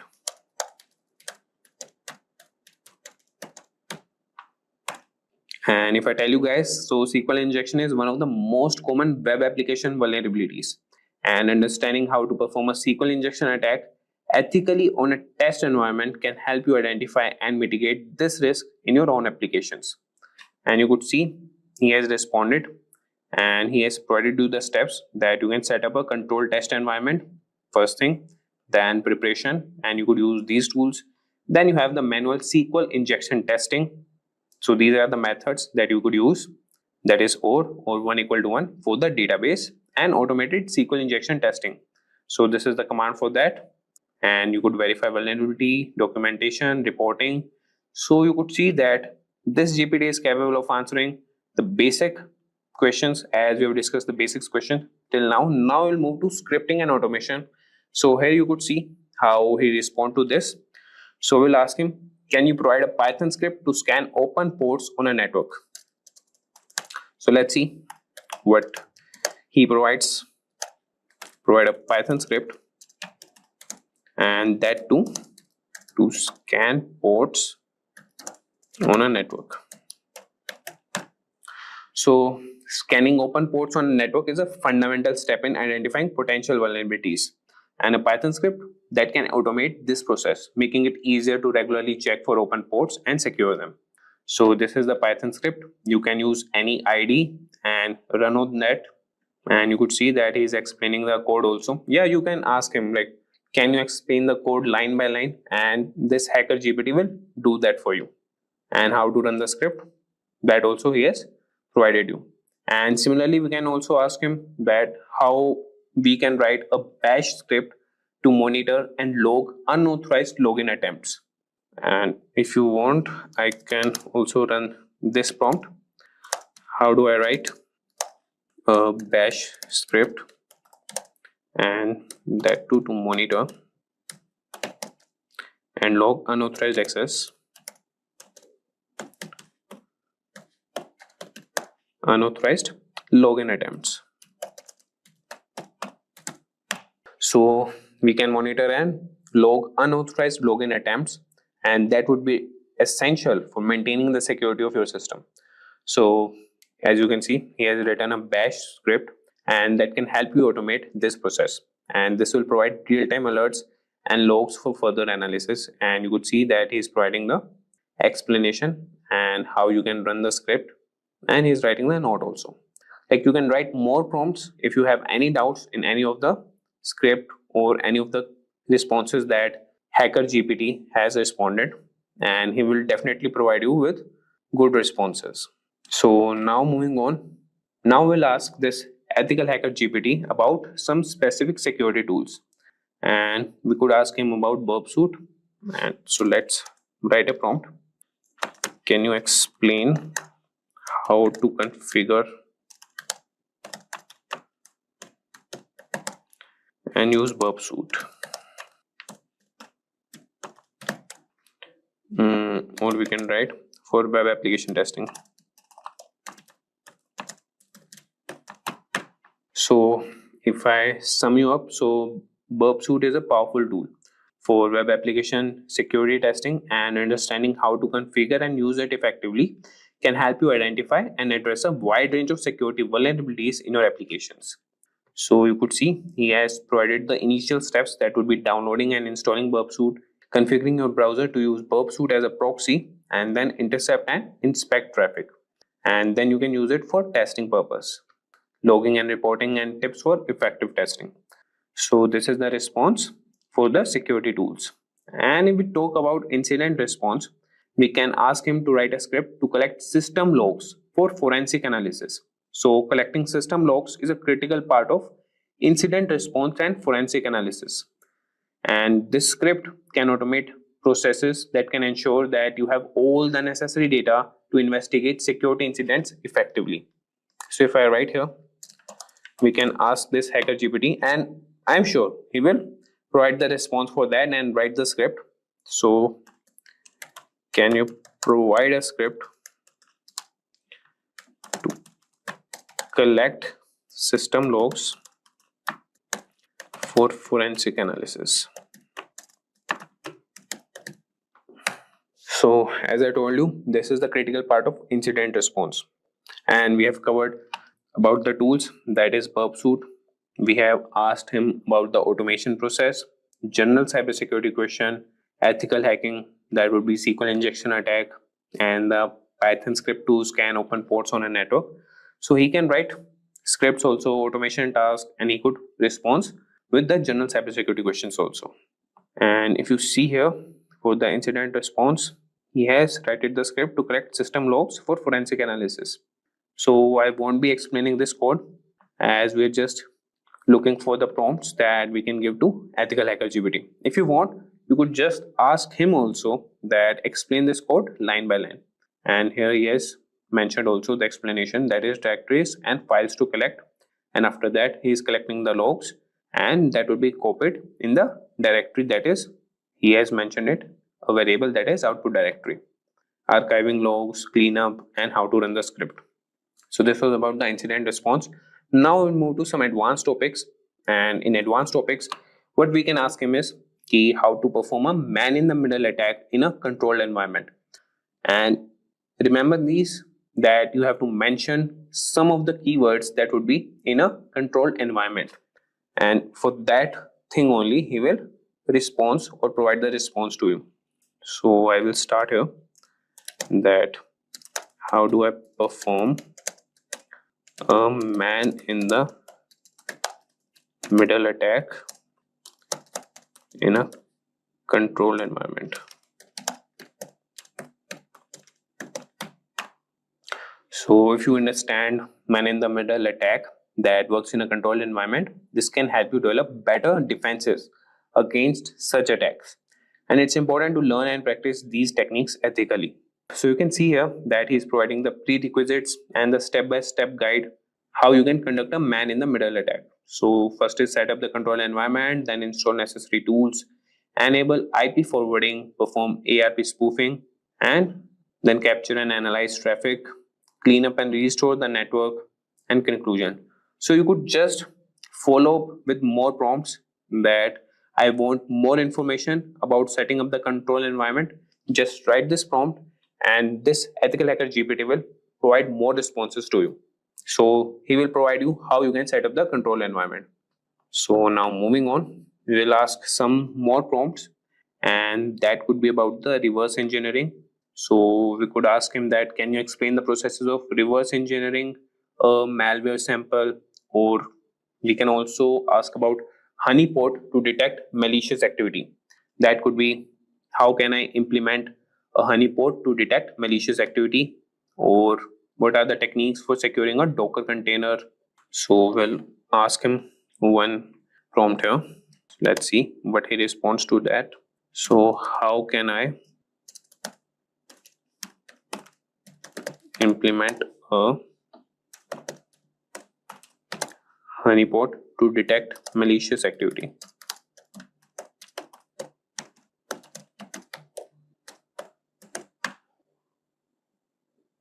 So you could see that he has started responding to that. And if I tell you the sum, so a honeypot is a security mechanism set to detect, deflect, or in mechanism to some manner, and it counteract attempts at unauthorized use of information systems. Implementing a honeypot can help you monitor and understand attack patterns. And this is the step-by-step guide to implement a honeypot. You can choose the type of honeypot, prepare your environment, install and configure the honeypot software, and these are all the commands how you can configure it. Then you can monitor and analyze the honeypot and regular maintenance and updates. And this is the simple honeypot using honeyd. You could install that and run these commands. So with that, guys, and in the last we will also cover cybersecurity policies and compliance. So he could also answer to those prompts also, that you can ask him that what should be included in a company's cybersecurity policy, and you could mention which type of company you are running. So I will ask him that, so you could ask him that what should be included in a edtech company's cybersecurity policy.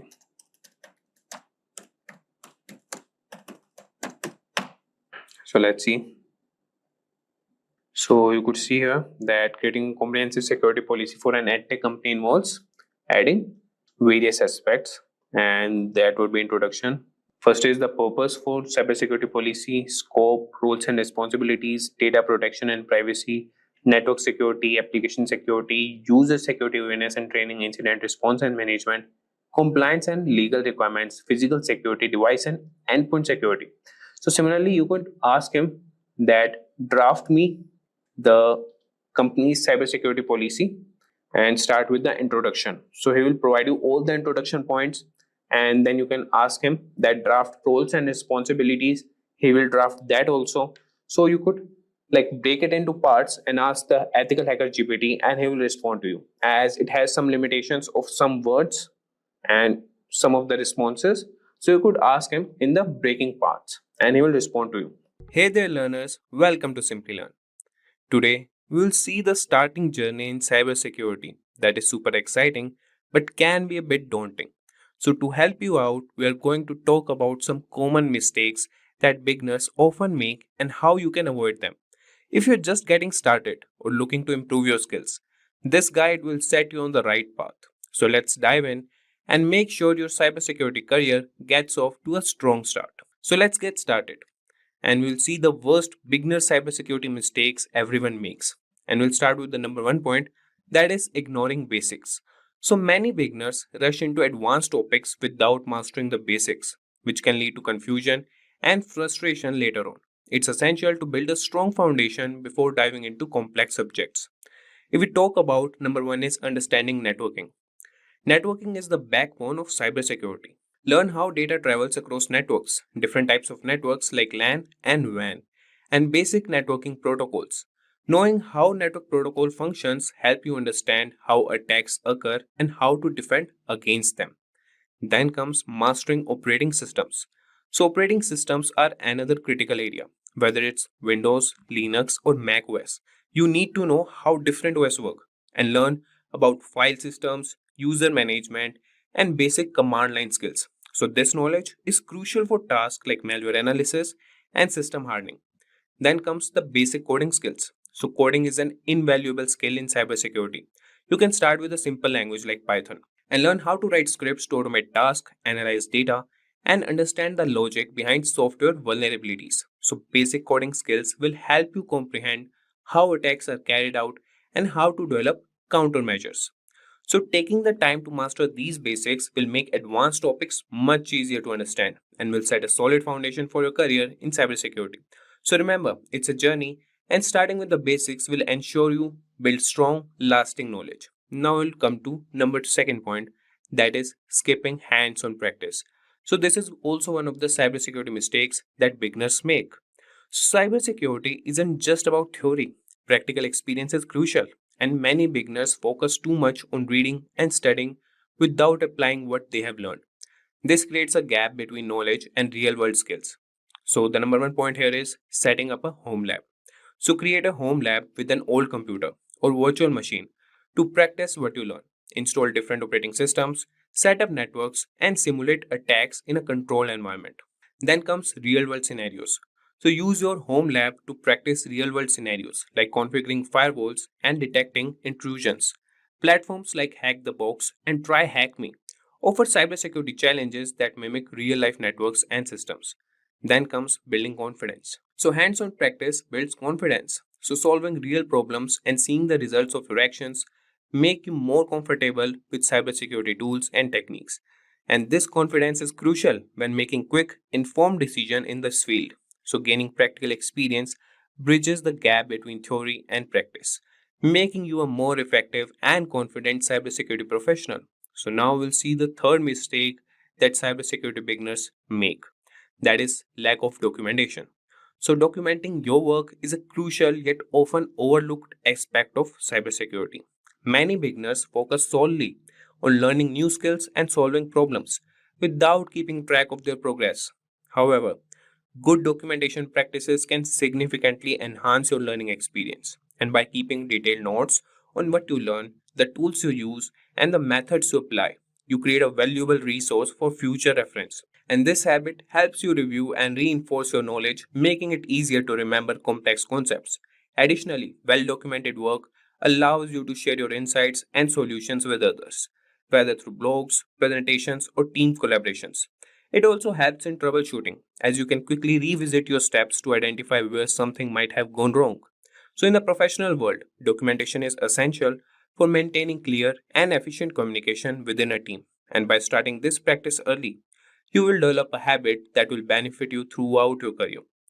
And now we'll move to the fourth cybersecurity mistake for beginners, that is waiting too long to start applying for jobs. So, a common mistake many beginners make is waiting until they feel perfectly qualified before applying for cybersecurity jobs. This approach can be counterproductive. The truth is, you might never feel completely ready, and waiting too long can cause you to miss out on an valuable opportunity. So, start applying for jobs early in your learning journey. The process of applying and interviewing is a learning experience in itself. It helps you understand what employers are looking for, and it can highlight areas where you need to improve. So, early job applications also provide you with real world feedback and networking opportunities. Remember, many entry level positions are designed for people who are still learning and growing in this field. So, employers often value enthusiasm, willingness to learn, and problem solving skills as much as they do technical knowledge. So, by starting early, you can gain experience and build confidence, even if you are not yet perfectly qualified. And then comes the next mistake, that is trying to qualify for all jobs. So, in the vast field of cybersecurity, trying to qualify for every job out, there is a common but misguided approach. Cybersecurity encompasses a wide range of specialties, from network security and ethical hacking to incident response and security analysis. Instead of spreading yourself thin trying to learn everything, focus on a key few areas and become proficient in them. Specializing in special fields make you more valuable to potential employers. It's better to be an expert in one or two areas than to have superficial knowledge in many. So by focusing on specific skills, you can develop a better understanding and expertise that sets you apart from others. So this focused approach also makes it easier to stay updated with the latest trends and advancements in your chosen areas. Remember, depth of knowledge often outweighs breadth when it comes to career advancement and job satisfaction. So this was all about trying to qualify for all jobs. Now we'll see the biggest mistake, that is IT foundation fallacy. So many aspiring cybersecurity professionals believe they need a deep IT background to start their career. This is same as the number one point, but this is a misconception. While having a solid foundation in IT can be beneficial, it's not a prerequisite for success in cybersecurity. What you need are the specific skills and practical experience. Focus on learning about networks, operating system, and security tools. Engage in hands-on practice through labs and simulations to build real-world skills.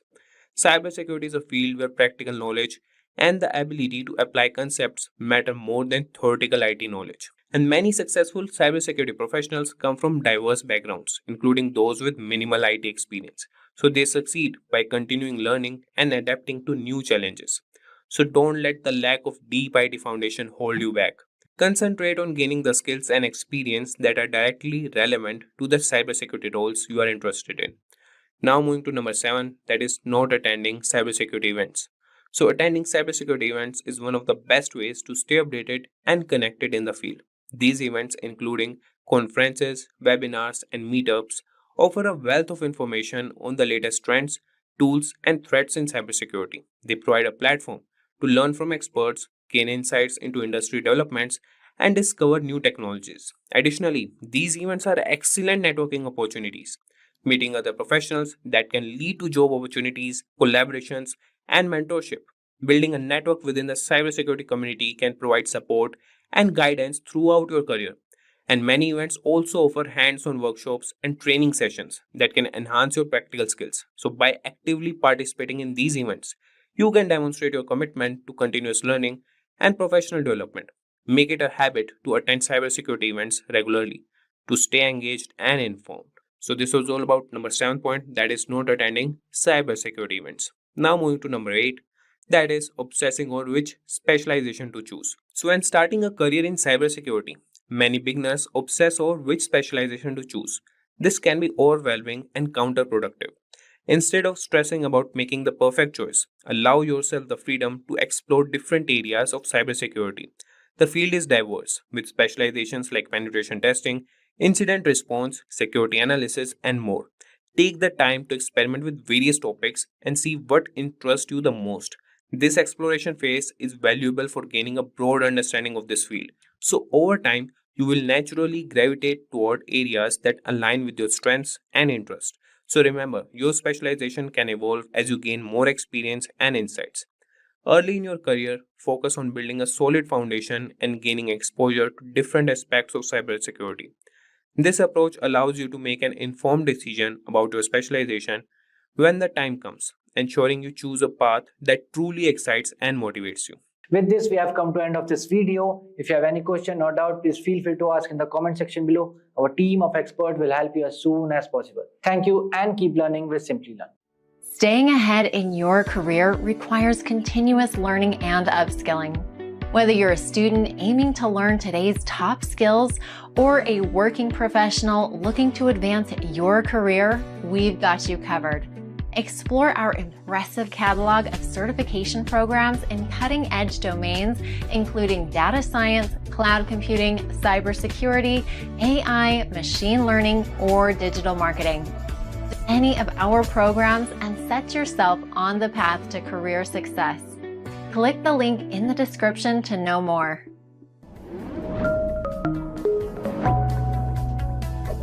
Hi there, if you like this video, subscribe to the Simplilearn YouTube channel and click here to watch similar videos. To nerd up and get certified, click here.